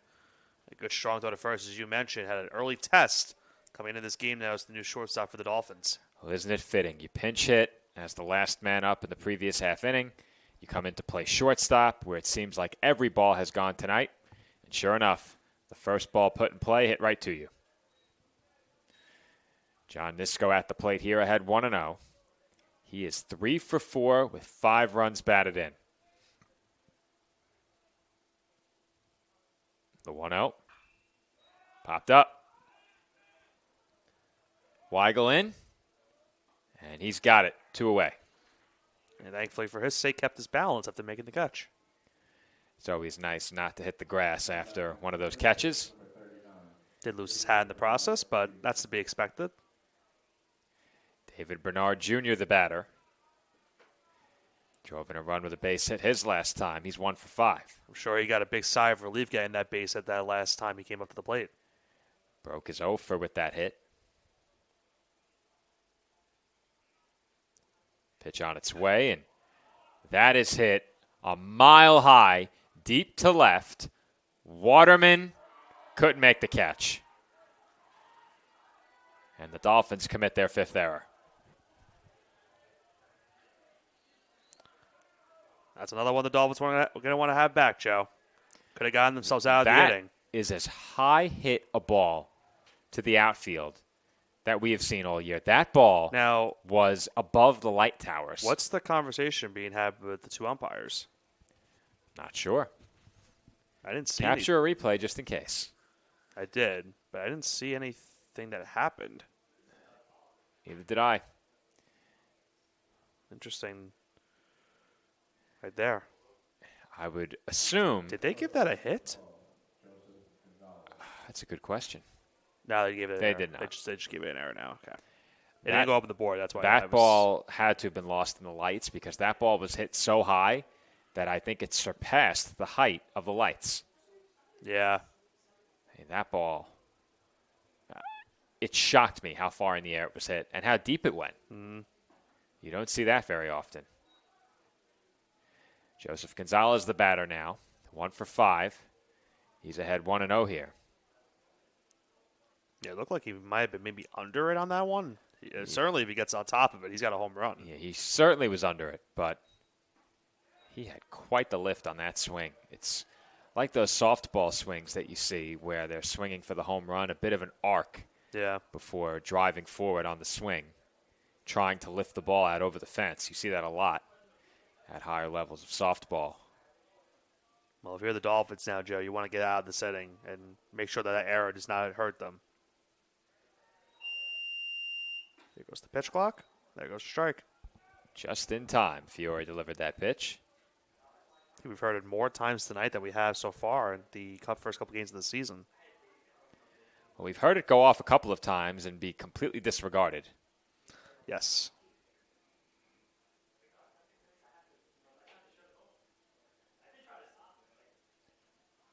Look towards second and the 2-1. Outside for ball 3.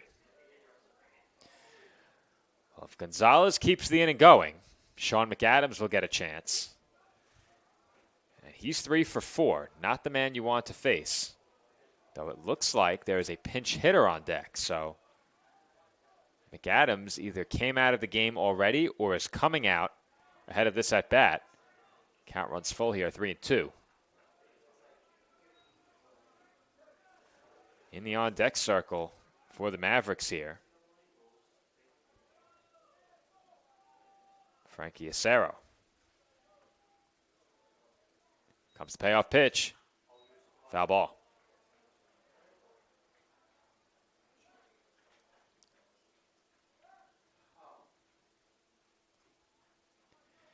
Fiore in the neighborhood of about 26 pitches right now. No action in the Dolphins bullpen. They're going to push him as far as they can. Comes the 3-2. Up and in, ball 4. Yeah, he missed high with that fastball on the inside. And the Mavericks will make the change official here. Yep. Frankie Acero, the batter. It's his first plate appearance of the night.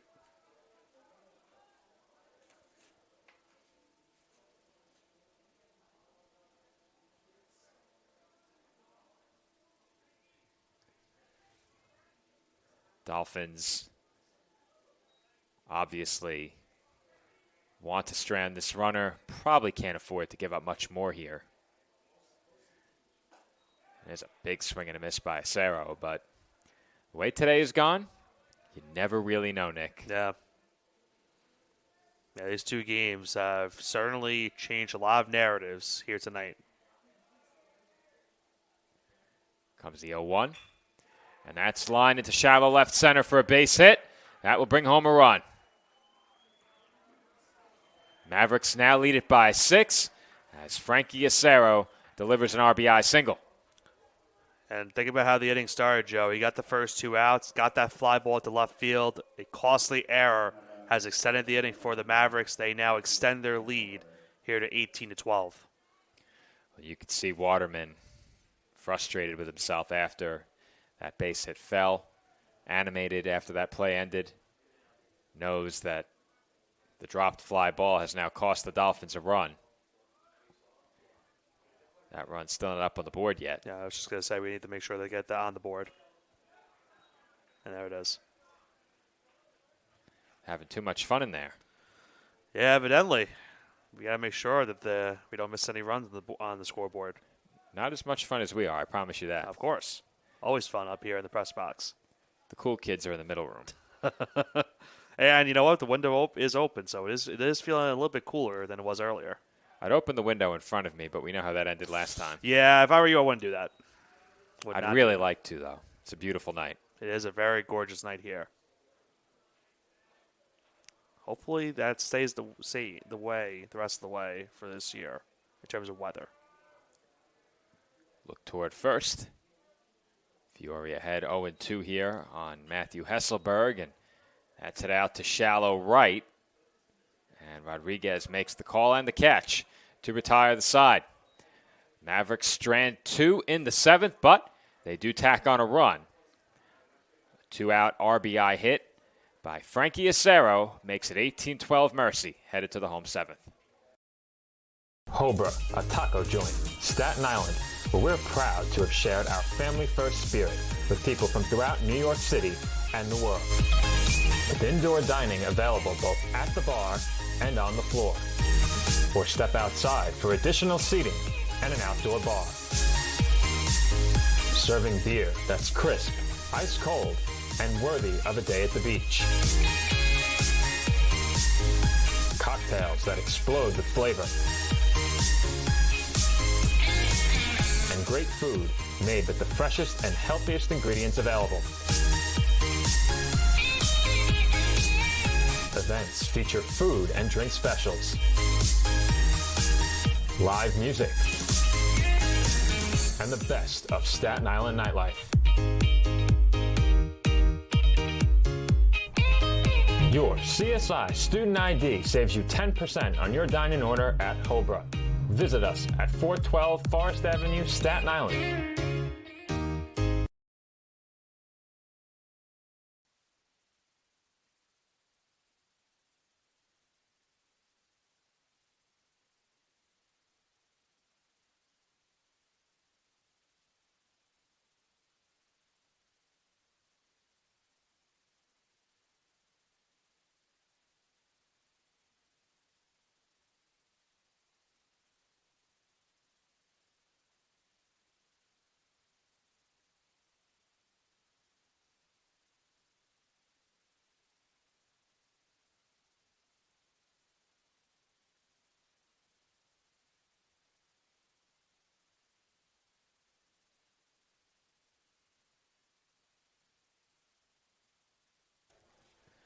Bottom half of the 7th inning from the CSI Baseball Complex.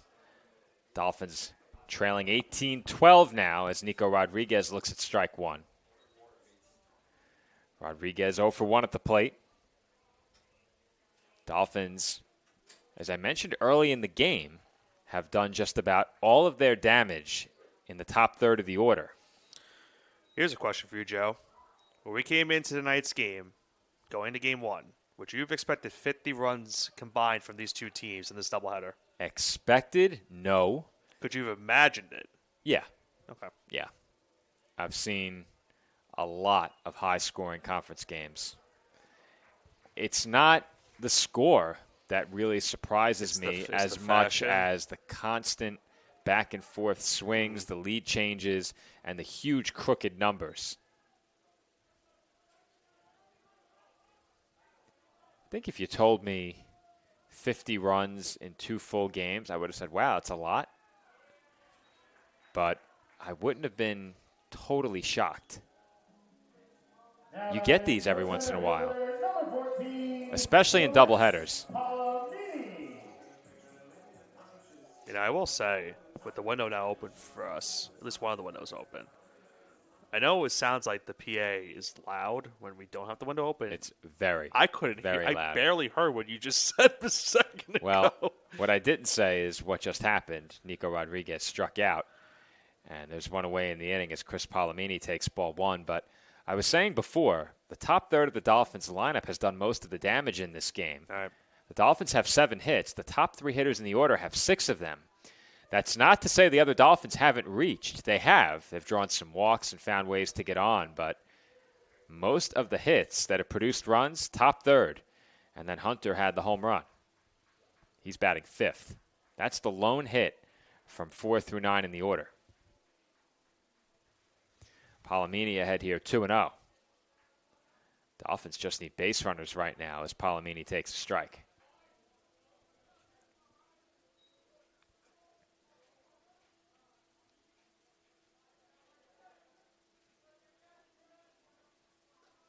I'm trying to remember, Joe, when the Dolphins had their last hit in this game. I believe that was back in the 4th inning. Was the last time they got a hit. Palomini thought had taken ball 3 down and in, but the count reads 2-2. It's 3-1. It's 3-1. Might need to tell him that in a second. Or maybe not. Or perhaps not, as Palomini hits one well out to center field, and that ball is out of here. Chris Palomini has done it again. His second home run of the game has pulled the Dolphins back to within 5. It's 18-13 Mercy. Well, Joe, he would certainly love to get one more at bat in this game after what he did on Saturday. Don't say it, Nick. He would. Well, I mean, he would love to get another at bat in this game. He would. He does get another home run, and the Dolphins now get back into this game down 5, and they really needed that one, Joe, because Mercy has just been dominating on the hit column these last couple of innings. I mentioned it, the Dolphins hadn't had a hit since back in the 4th inning, and another home run for Palomini on the night now gives him 9 on the season and increases his ECC lead in terms of RBIs. Palomini is putting together what is quickly becoming one of the best seasons in program history.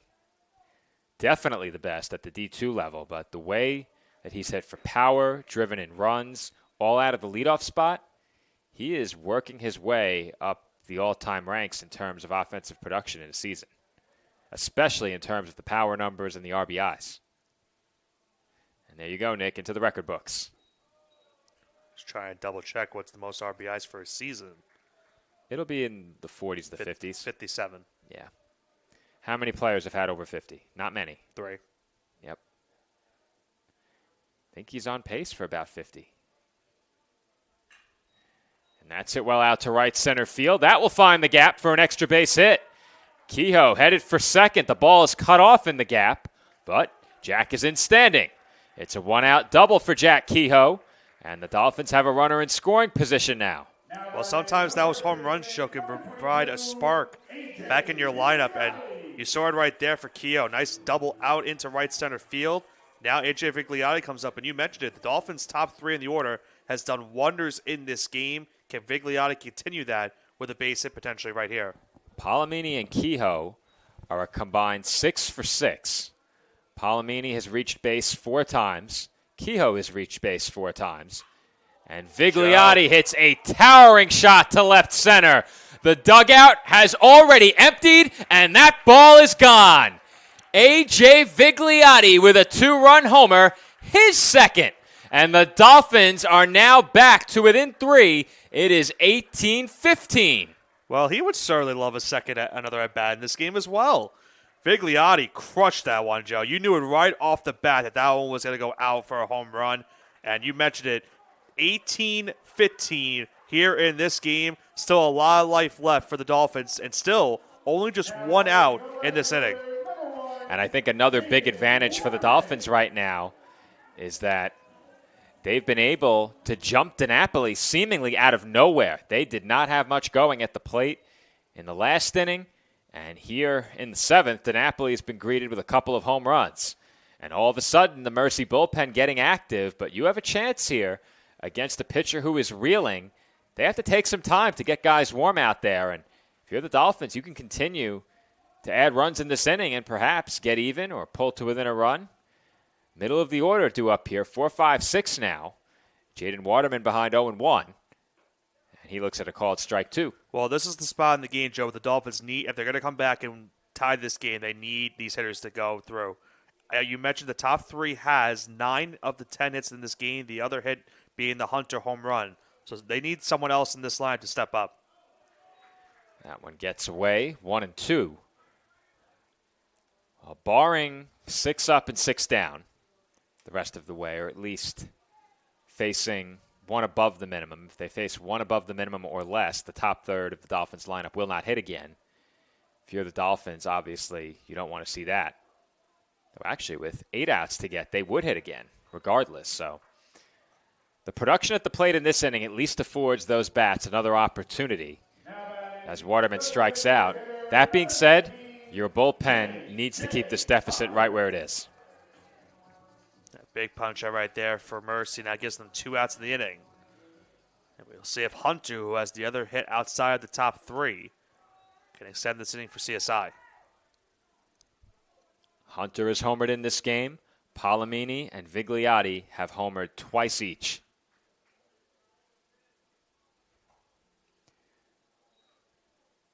I'm not sure we've ever seen 5 Dolphin home runs in a game. I don't think I've ever called that. And you add the 2 as well for Mercy. 7 home runs in the second game alone. That's a lot of long balls for a game here on Sportsnet. I'd have to say that's probably a new record. Definitely, for me at least, is a record. I think we've seen a game where 4 home runs have been hit before. And I might be able to tell you what game it was. We're going to see if I'm correct. Count 2-1 here on Hunter. You're pretty good when it comes to remembering some of the games you called.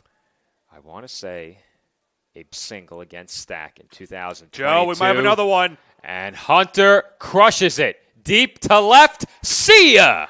J.J. Hunter with his second home run.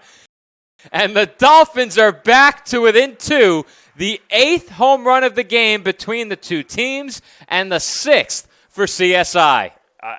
Good job, Michael K. I see what you did there. I have to try and vary it, yeah, Nick. You might as well. Yeah, right off the bat, another one, Joe, where you could immediately tell that one was going to go as well. Crushed into left field. I have never seen this before. 3 players have 2 home runs in a single game. Hunter with his second of the night, and it's now 18-16 with 2 outs still here in the 7th. Absolutely incredible. What is in the air tonight? A lot of long home runs. Certainly not the pollen that's been going out these last couple of days. Keep that away. You have the game out? Or it was not the game I thought it was, okay. So my memory has failed. Finally, the internal memory is corrupted. At the plate here, Vincent Weigel. He has a 1-1 count. And how about the importance of those home runs, Joe? I mentioned it earlier on. Bringing some life back into that Dolphin dugout. Down 6 in the inning. Now they're down 2 via the home runs that they've gotten in this inning right here. The Dolphin bats have come roaring back to life. Here in the 7th, they now trail by just 2. As I mentioned, they need someone outside of the top 3 in Hunter to get on base and do some production. Weigel takes strike 2 there, 2-2 now. There is no quit in this Dolphins team. There is no quit in this Mavericks team. Yeah. And it's been fun to watch. 34 runs. Incredible. I've never seen anything like this. That's grounded slowly to short. Throw a bit low, but they get Weigel, and the side is retired. However, the Dolphins score 4 times on 3 long balls. Palomini, Vigliotti, Hunter. It's now 18-16 Mavericks.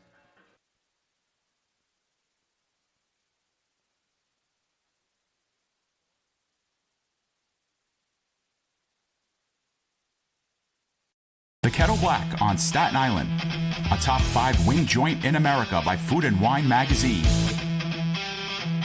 Serving daily lunch and dinner at the bar or on the floor. Perfect for family and group parties with top shelf drink and delicious food. From great times with good friends. Live sports and watch parties.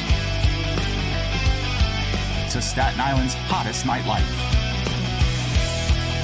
The Kettle Black features live music and DJs weekly. The Kettle Black features daily and nightly food and drink specials. The best Staten Island has to offer is at the Kettle Black. We'll see you there at the Kettle Black located on 415 Forest Avenue, Staten Island.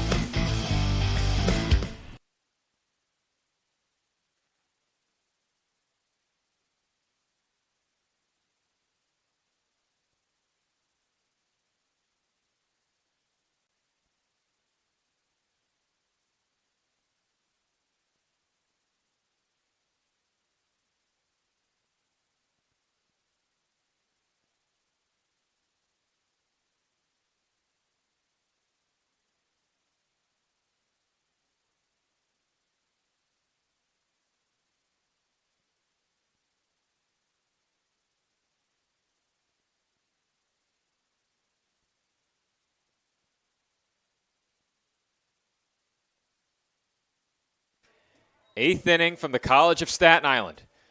The Dolphins led 10-1. The Dolphins trailed 18-12. It is now 18-16 as Ryan Fiore returns to the mound. Yeah, the Dolphins are not happy with the first base umpire now via the check swing. Gabe Sanders at the plate for the Mavericks. He was able to hold the swing. It's 1-0. Sanders 2 for 4 at the plate. And he looks at a strike. You know, we mentioned it. I think I would ask you the question. When was the last time you've seen two players hit 2 home runs in a game? Have you ever seen 3 people do that? I've never seen 2 do it. I've certainly never seen 3 do it. I just saw 1 do it for maybe the second time. Maybe. I'm fairly certain I've seen a player hit 2 home runs in a game before. And I've been doing this 10 years, Nick. We host quite a few home games each year. Comes the 1 and 2. That's grounded to third. Nice job there by Weigel. Had to secure it with the bare hand after it fell out of his glove, and he makes the throw in time. And nice play by Vigliotti as well to get the scoop. That was a great defensive play all around from the Dolphins, corner infielders. Vigliotti was feeling himself after that, too. You saw the little maneuver there? Hey, I mean, after getting that home run he had as well in the previous half inning, I'm sure he would be. He earned it after 2 home runs at the plate and a scoop like that. I told you, him, Palomini, and Hunter would all love another at-bat in this game, and they might have a chance to do so. They're going to get it now, Nick. As that's it out to straightaway center. Shallow. And Palomini loses the hat. He has the baseball. 2 quick outs for Fiore. Now, remember, Joe, remember how the last inning started for CSI. They can't get too ahead of themselves because they got the first 2 outs at the last inning as well. The error kept the inning going, and that led to that run scoring from Mercy. So, for the Dolphins, they need to make sure they get this final out right here and give themselves some momentum going into the bottom half of the inning, trying to tie or take the lead. Now, when you see, we've been saying Kalanji. However, G-E-E, that is how Dylan G spelled his last name. I think it's actually Kalangi. I think it's a hard G. Because the way we've been saying it, it would be with a J in a pronunciation guide. So, Kalangi. Either way, it's 0-2. I don't remember how I said it earlier. We've been saying I've been Kalanji. also saying it? We've been saying Kalanji, yeah. That makes sense. But I think that's a hard G. Well, we had a heated debate about his last name earlier, but we won't go into that. That's taken low. Always fun when we have conversations like that in terms of pronunciating people's names. Well, it's funny because I said there were names not in our pronunciation guide that apparently needed to be there after I watched some road games. They might hear us saying Goins and say, do I really need to put that in the pronunciation guide? Kyle's probably got his hands on his head right now over at Mercy. Can I ask Mercy the Mav if he can help me with that pronunciation? There is actually a feature on the website. Is there where actually? You can put an MP3 pronunciation of the player's name. All right, that's not bad. That's it out to right. Kehoe is playing in, and he races back to make the catch. A 1-2-3 inning for Ryan Fiore, and the Dolphins come to bat, trailing by 2 when we return for the home 8th.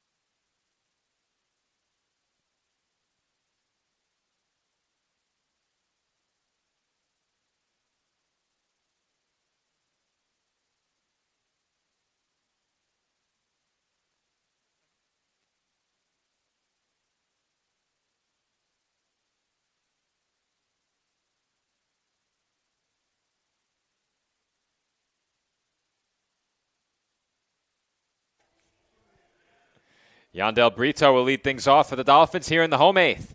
It's a 2-run ball game, and a new Mavericks pitcher has come on. Will Sulo. Or Sulo. I was going to say, Nick, you didn't consult the pronunciation guide. I took a quick glance just to double I check. will say the pronunciation guide is much harder to go through when the numbers aren't on there. Right. Kind of have to look through the massive names as that's chopped foul. Well, the Dolphins got exactly what they needed in that last half inning, Joe. A 1-2-3 top of the eighth. Can they now tie or take the lead here at the bottom eighth? Dolphins, for a couple of innings there, looked dead in the water, and then all of a sudden came to life. Went down quickly in the sixth. Did score a run in the fifth and in the fourth, but they looked like a demoralized bunch after 3 big innings for Mercy, and now they are within 2. 6 outs to play with. The top of their lineup that has been red hot in this game will get another chance. They will send 7, 8, and 9 to the plate here in the eighth. Brito behind 1 and 2.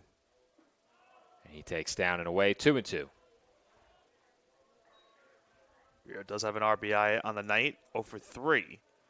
It's 2 for 4 in game 1.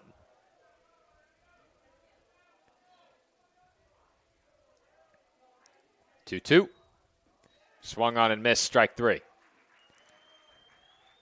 It's a nice pitch from Sula right there. Might have gotten Brito to swing out just a little bit ahead of that pitch to get the first out. Bring up Michael Flashner. Flashner got his first at bat about the midway point of this game. He's 0 for 1.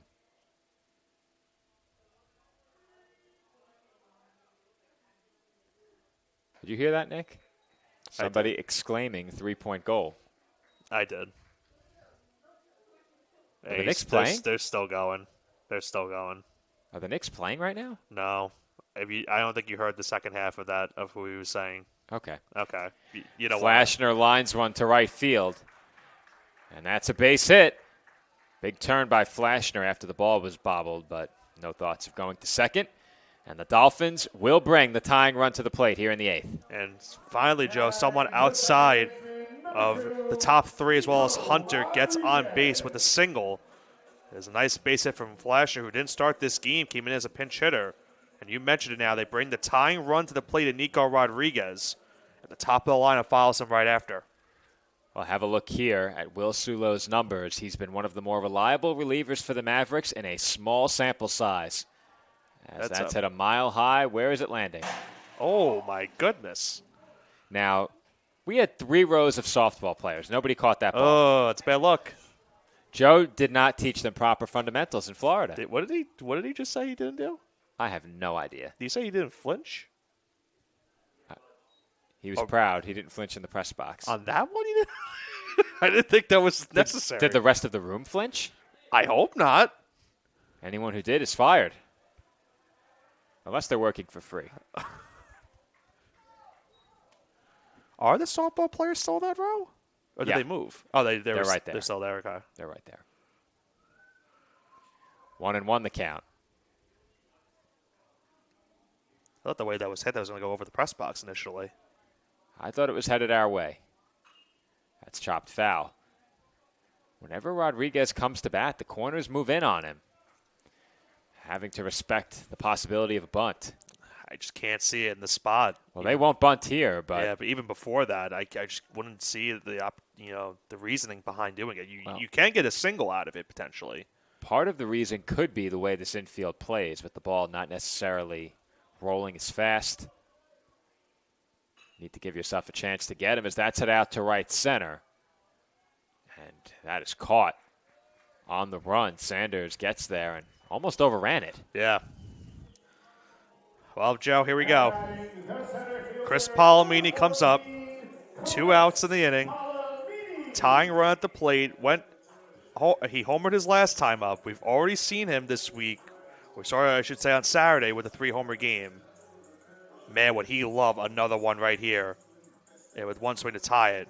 As we'll have a mound visit here for the Mavericks. And it looks like a pitching change with Palomini getting to the plate as the tying run. The Mavericks will go to the bullpen. We'll see if it's their closer, Samuel Hill. He leads the team in saves. We will find out when we come back. Our score at the CSI Baseball Complex, the Mavericks 18, the Dolphins 16. CSI with the tying run at the plate in the home eighth. Campuses nationwide, the NCAA is making transformative changes for student athletes. While they pursue their biggest dreams, we're launching new initiatives to help them. Life-changing education opportunities are just the start. The NCAA is providing enhanced mental health services. We're guaranteeing scholarships and tuition and expanding access to healthcare. Visit ncaa.org/change to learn more.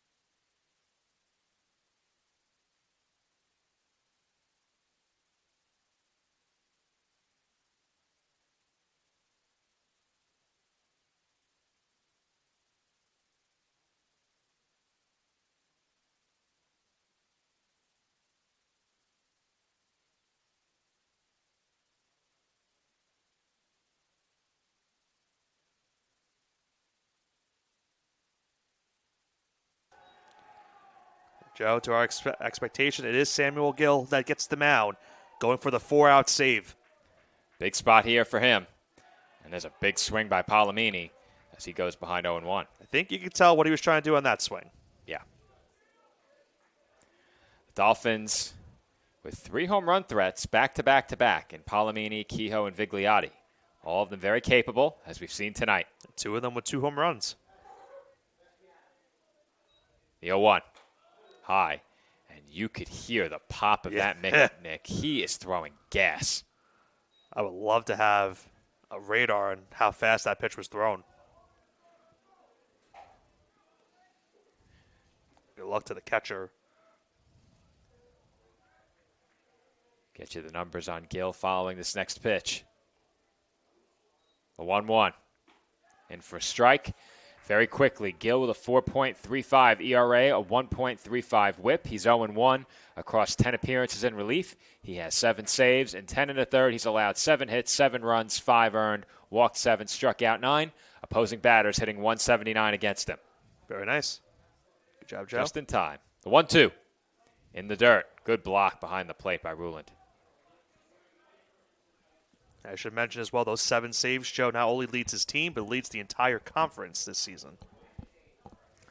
Unsurprising. You don't often see save totals that high.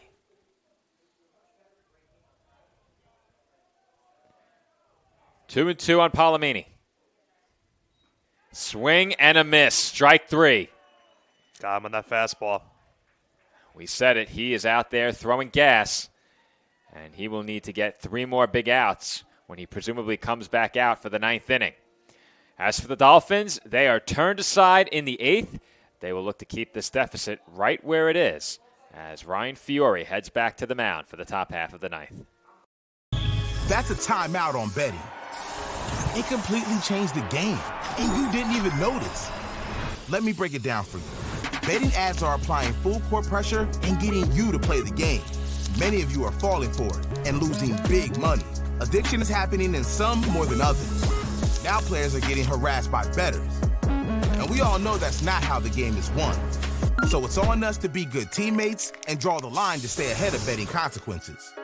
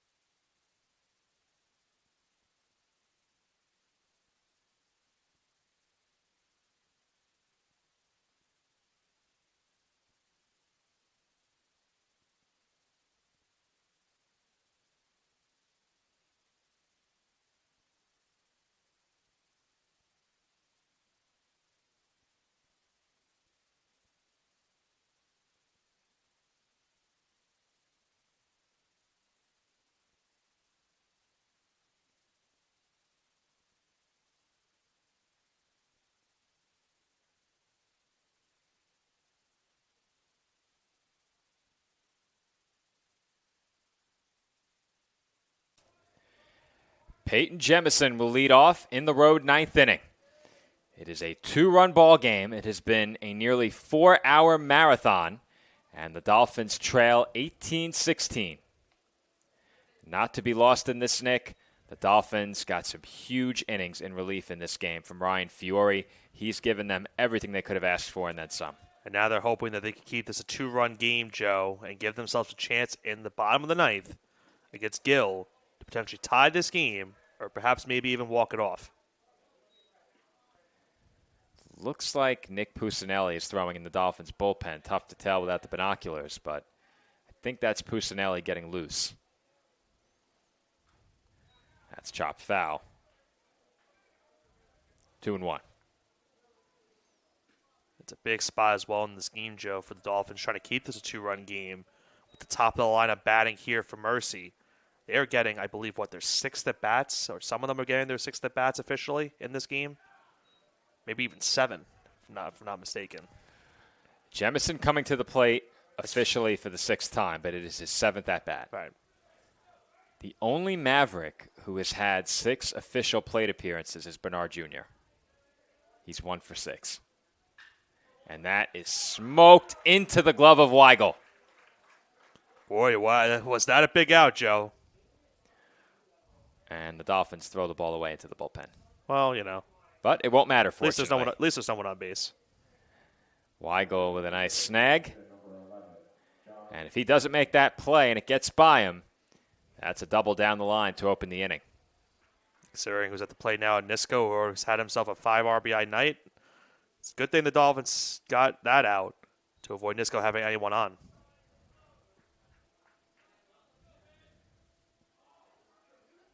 And a little bit of a misstep right there from Fiore.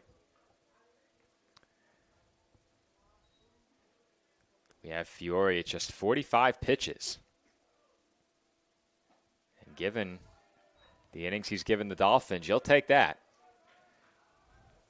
He's now gone 3 full innings. And think about the 1 run he gave up. If not for the error, Joe, very well could have a clean slate in this game.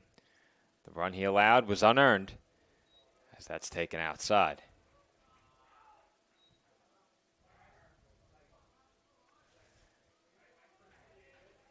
John Nisco at the plate here. 3 for 5 in game 2, 5 runs batted in. And the breaking ball is hit right back at Fiore and into center field. And Fiore just able to get out of the way. Barely. Thankfully for the Dolphins, he was able to get out of the way on that one. Nisco is now 4 for 6. And what a day he's had. David Bernard Jr. the batter now. If you're the Mavericks, you'd have to feel a lot better about this lead with 1 more run. Especially considering Gill's going to face the 2, 3, and 4 hitters in the next half inning. Oof. There's a big swing and a miss there. Yeah, Bernard was going for another home run in this game. Been a lot in this one tonight between these two teams. Count 0-1.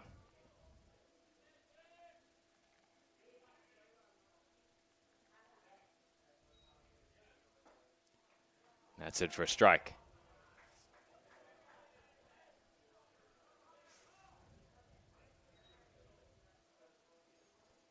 See what Fiore does here at 0-2. Could make him maybe potentially swing out on something in the dirt.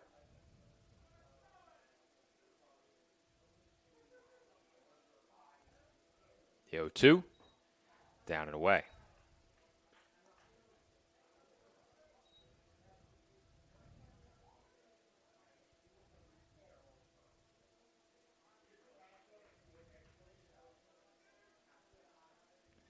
Count now 1-2 on Bernard Jr. And he hits another towering fly ball. Shallow left center. Palomini's got it. That one was above the lights again, Nick. Yeah, he was under it again on that one, but you said it. That one had a lot of air on it. And Palomini was able to track it down for the second out. So it'll be up to Gonzalez now with 2 gone to see if he can extend the inning for the Mavericks. Dolphin bullpen is quiet. The Mavericks bullpen is quiet.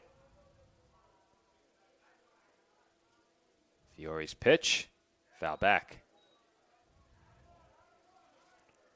Well, I think I go out to venture to say, Joe, that we mentioned that doubleheader against Queens. This, I would say, is surpassed the way these two games have gone. Two of the more memorable games in the Division II era for the Dolphins since they moved up. Absolutely. And that's grounded through the right side for a base hit. Nisko moves up to second, and Gonzalez is on with a 2-out single. Looking ahead to that doubleheader tomorrow that you just mentioned, I'm getting a look at the Dolphins' pitching staff. Of the pitchers who have appeared in 5 or more games this year, the pitchers they have not used are Francesco Bonvini, Christopher Martinez, Alex Martinez, and if you go back a little bit further down to pitchers who have appeared in 4 games, they haven't used Andrew Rizoria and Anthony Fusco. Nick Pusinelli has appeared in 11. For some reason, because the first digit is a 1. That's why. So sidearm has a really stupid feature where if you sort by number, it doesn't sort most to least or least to most. It goes by the first digit in the number. So Pusinelli was all the way at the bottom, but they haven't used him either. Now, Joe lost on the side of that as well. Also, we had a pinch runner entering at second base. I didn't get the number, as he'll have to track back in safely. Well, I know our statistician got it. They didn't. It's a single-digit number, I can tell you that. Oh, they got it.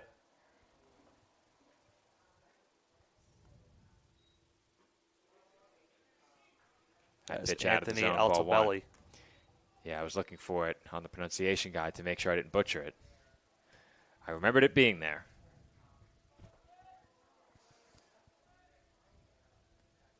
So Altobelli, the runner at second, at the plate for the second time is Frankie Acero. He's ahead 2-0. His last time up, Joe had that RBI single into left center. Another RBI hit would be huge here. Acero ahead 2 balls, no strikes, and he takes in the dirt for ball 3. It's got to be concerning now in this spot, Joe, with no one up in the bullpen, a 3-0 count. Still 2 gone in the inning. The Dolphins really need Fiore to try to get back into his command and get some strikes here. And there's a breaking ball in for a strike. Acero didn't think so.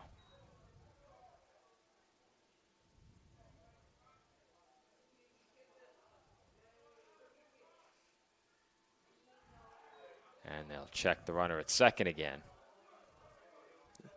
First, he's looking for a balk on that one. And Joe, if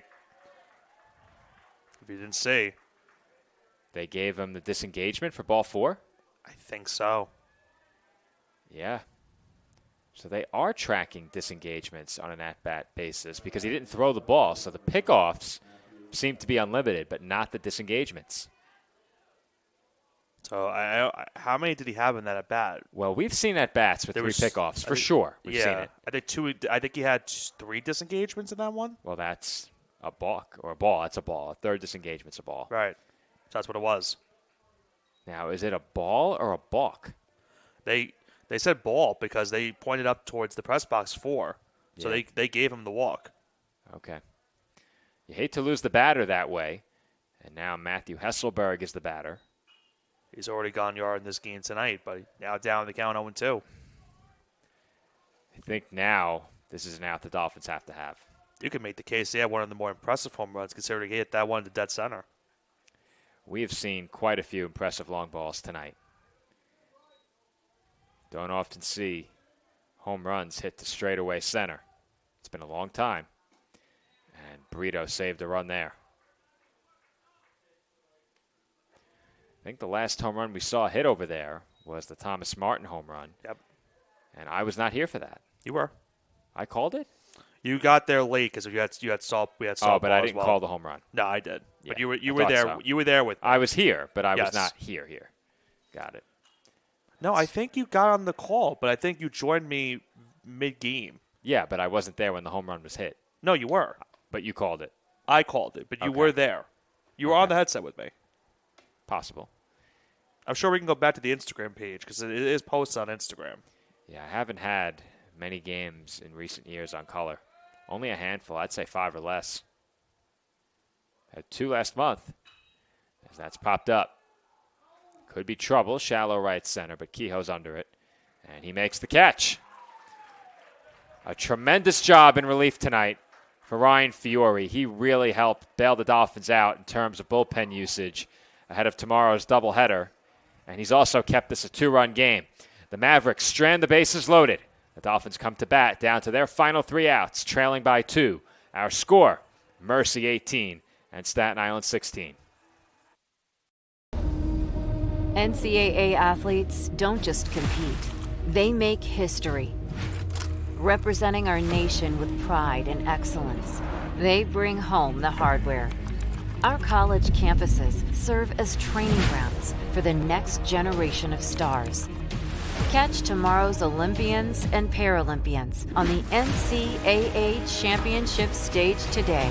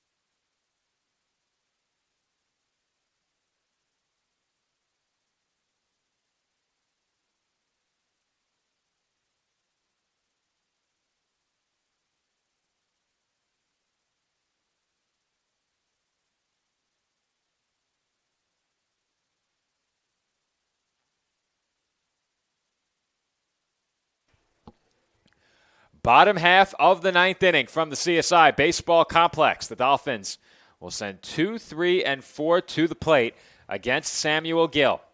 Kehoe, Vigliotti, Waterman due up. CSI trails by 2. Kehoe 4 for 4 on the night, Joe. If he can get on, he would bring the tying run to the plate. With Vigliotti on deck, that's what you're looking for. And Kehoe is quickly ahead 2-0. This is definitely the spot in the lineup you want to have in the 9th inning, down by 2. You want to have your cleanup hitter at least batting in this spot, as well as the top 2, or at least 2 of the top 3 in the situation as well. You got the chance you wanted with Palomini in the last half inning with a man on, tying run at the plate. Palomini struck out, but you got that opportunity you wanted. And now with Kehoe ahead 3-0, Vigliotti very well could come to the plate as the tying run. I think the only silver lining of the Palomini at bat is he did strike out, but he at least was able to give a scouting report to his hitters in this inning as to what to expect from Gill. We know in terms of his velocity for that fastball, as he gets that one in there for a strike, we know that he has the capability of blowing that fastball past these hitters. Kehoe thought he had ball 4 there, doesn't get the call. It's 3-1 now. Gill comes set and delivers. Up and away, ball 4. And they will bring the tying run to the plate. And Vigliotti, who homered in his last time.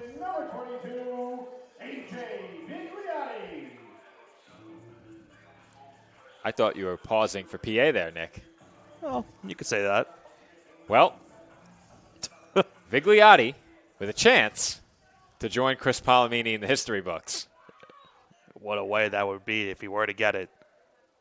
Knot this game up at 18 potentially. The Dolphins will settle for reaching in this spot. Vigliotti deep to right. That ball is caught on the warning track. He missed it by a foot or 2, and the throw to first is not in time as Kehoe just got back. Joe, how many times have we seen a ball hit into right field and the wind carries it out into right field? Any other day, Nick. Any other day. That is a home run. Any other day. And he ties this game. Wow. By, as you mentioned, a few inches he was from tying this game up. And it's a loud out number 1 here in the 9th. With talk of Palomini, I got the two confused. I thought he was about to join him in the history books. Can Jaden Waterman get on? Off the bat, I thought he might have had it, but he got under it just a bit, Nick. Yeah. That is as close as it gets without leaving. And he thought he had it, too. He thought he had it. Yeah. Sanders was about 2/3 of the way up the wall. And you could hear some of the fanatics as well. They thought that he had it as well. Dolphins came that close. And that pitch gets away. It rolls toward the backstop, and Kehoe moves into scoring position. Well, if Waterman can get on, Joe, that would bring the winning run to the plate in J.J. Hunter, who we've also seen tonight hit 2 home runs. As the fanatics starting to get loud. They would right so. This has been a phenomenal doubleheader we've had here tonight. What a game this has been. And the 1-0 is inside, 2-0 on Waterman. Well, if the Dolphins get the tying run on base for J.J. Hunter, let's have a mound visit as well. That is a dangerous position to be in if you're the Mavericks. And now Mercy will have a mound conference. And what can you really say here except find a way to get Waterman? Yeah, I think it's just confidence boost at this rate because you got a loud out number 1, but Gil in this at bat, or at least in these couple of these at bats, his command has been definitely an issue. So I think maybe that's the concern, and that's why they're talking to him at this spot. Because that last pitch, he almost did hit Waterman. That would have put him on first base. What I'm saying here, Nick, is Waterman's 0 for 4. He has 4 strikeouts. He cannot beat you with one swing. If he gets on, you got to attack him. If he gets on, J.J. Hunter certainly can beat you with one swing. You need to give yourself a chance to get him out. You cannot walk him here. That's what I'm saying. You cannot walk him. Make him beat you with the bat. Very long look in here on 2-0.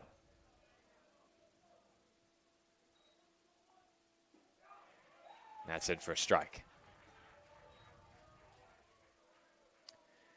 I don't think Waterman takes 2 of those. He's ahead 2-1. Has to be something good for Waterman to hit.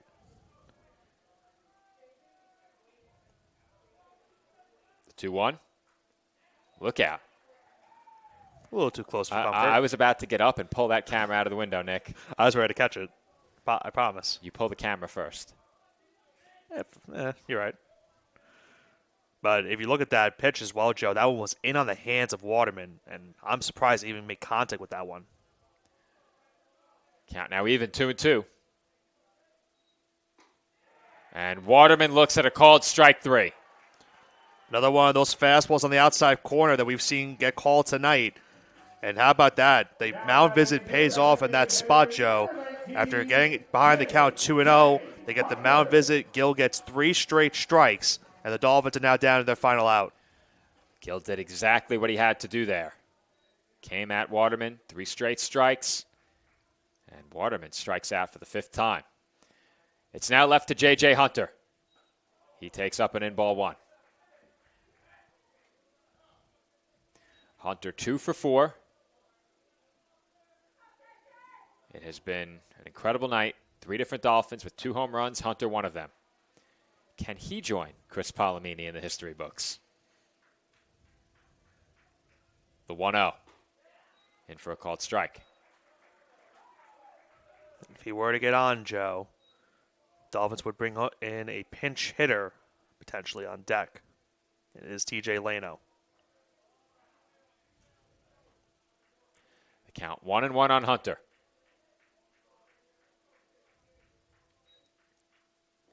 That ball in the dirt, 2-1. Nice scoop behind the plate from Ruland.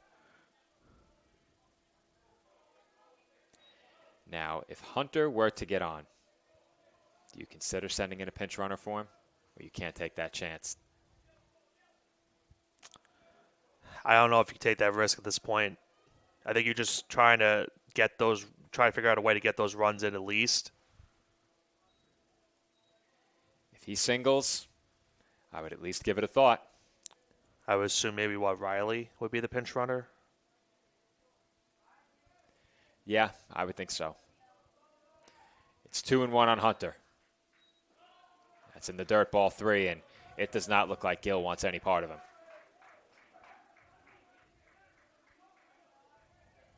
Yeah, he's kind of throwing it a little bit on the outside corner.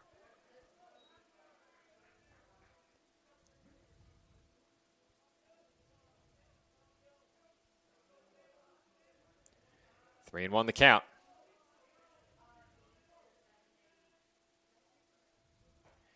And Hunter takes a strike. Looked like that was a breaking ball perhaps on that pitch right there from Gill. Kind of fooled Hunter, and now it's a full count, 3-2. Dolphins down to their final strike. 3 balls, 2 strikes, 2 outs, and a 2-run game in the ninth. Gill's pitch to Hunter. Ripped to third, played on one hop. The throw to first is low, but it is scooped and snow-coned. Barely keeping that in his glove was Bernard Jr., and the Mavericks hold on to beat the Dolphins 18-16. That's a heartbreaker for the Dolphins right there, Joe. They were mere inches away from tying this game on that Vigliotti at bat. It just finished shy of the warning track out in right field, and the Dolphins did have a chance to bring home it did have the tying run at the plate, but were not able to get those tying runs, and they lose a tough one to the Mavericks here tonight, and what was a thrilling doubleheader, probably the best doubleheader we have called in the Division II era. I think that's fair to say, Nick, and I've said that many times tonight, as a lot of different hyperbolic statements perhaps were made throughout the evening, a lot of big words used to describe what we saw tonight. Hyperbolic was definitely a big one. Yeah, hyperbolic chief among them, but it was a fun time covering these two teams tonight. I think it goes without saying this is the highest run total that we've seen for two teams in a doubleheader. We had 20 in Game 1, 34 here in Game 2. 54 runs combined. The Mavericks defeat the Dolphins 18-16 in a game that the Dolphins at one point led 10-1. CSI battled back. They fell behind 18-12, got 4 runs in the 7th, could not score in the 8th and 9th. And, Nick, they came so close on that big swing by Vigliotti. He just missed that ball, very nearly got the Dolphins even. Not only was he mere inches away from tying the game, was mere inches away from putting himself into the record books for the second time this week, or I should say the last couple of days, that the Dolphins have had a player that hit 3 home runs in a single game. And I think the only thing that stings about this loss, Joe, is that the lead that they had to start the game. You had a 10-1 lead going into the 4th inning, and unfortunately, things kind of unraveled from there. A 7th spot got Mercy back into this game. They then got 3 in the next inning, 6 in the next inning, and another run tallied in the 7th. But you mentioned it as well. Good resiliency from both of these teams. Game 1, a 7-run deficit overturned by the Dolphins, and they came back to win. Game 2, a 9-run deficit for the Mavericks. They overturned it and come back to get the victory. And these two teams split this doubleheader. Both of them are 5-5. And keep in mind, 2 more tomorrow in Dobbs Ferry. They're going to have their hands full over there tomorrow. These two teams really filling up the stat sheet. And they gave us a marathon here in Game 2. Almost 4 hours from start to finish. We did hit the 4-hour mark. In this second game of today's doubleheader. My name is Joe Foreman, alongside Nicholas Bavona. It's been a blast calling these two games tonight, and thank you all for watching. Everyone, be sure to tune in tomorrow as the Dolphins and Mavericks wrap up their 4-game series, weather permitting, and enjoy the rest of your Thursday night.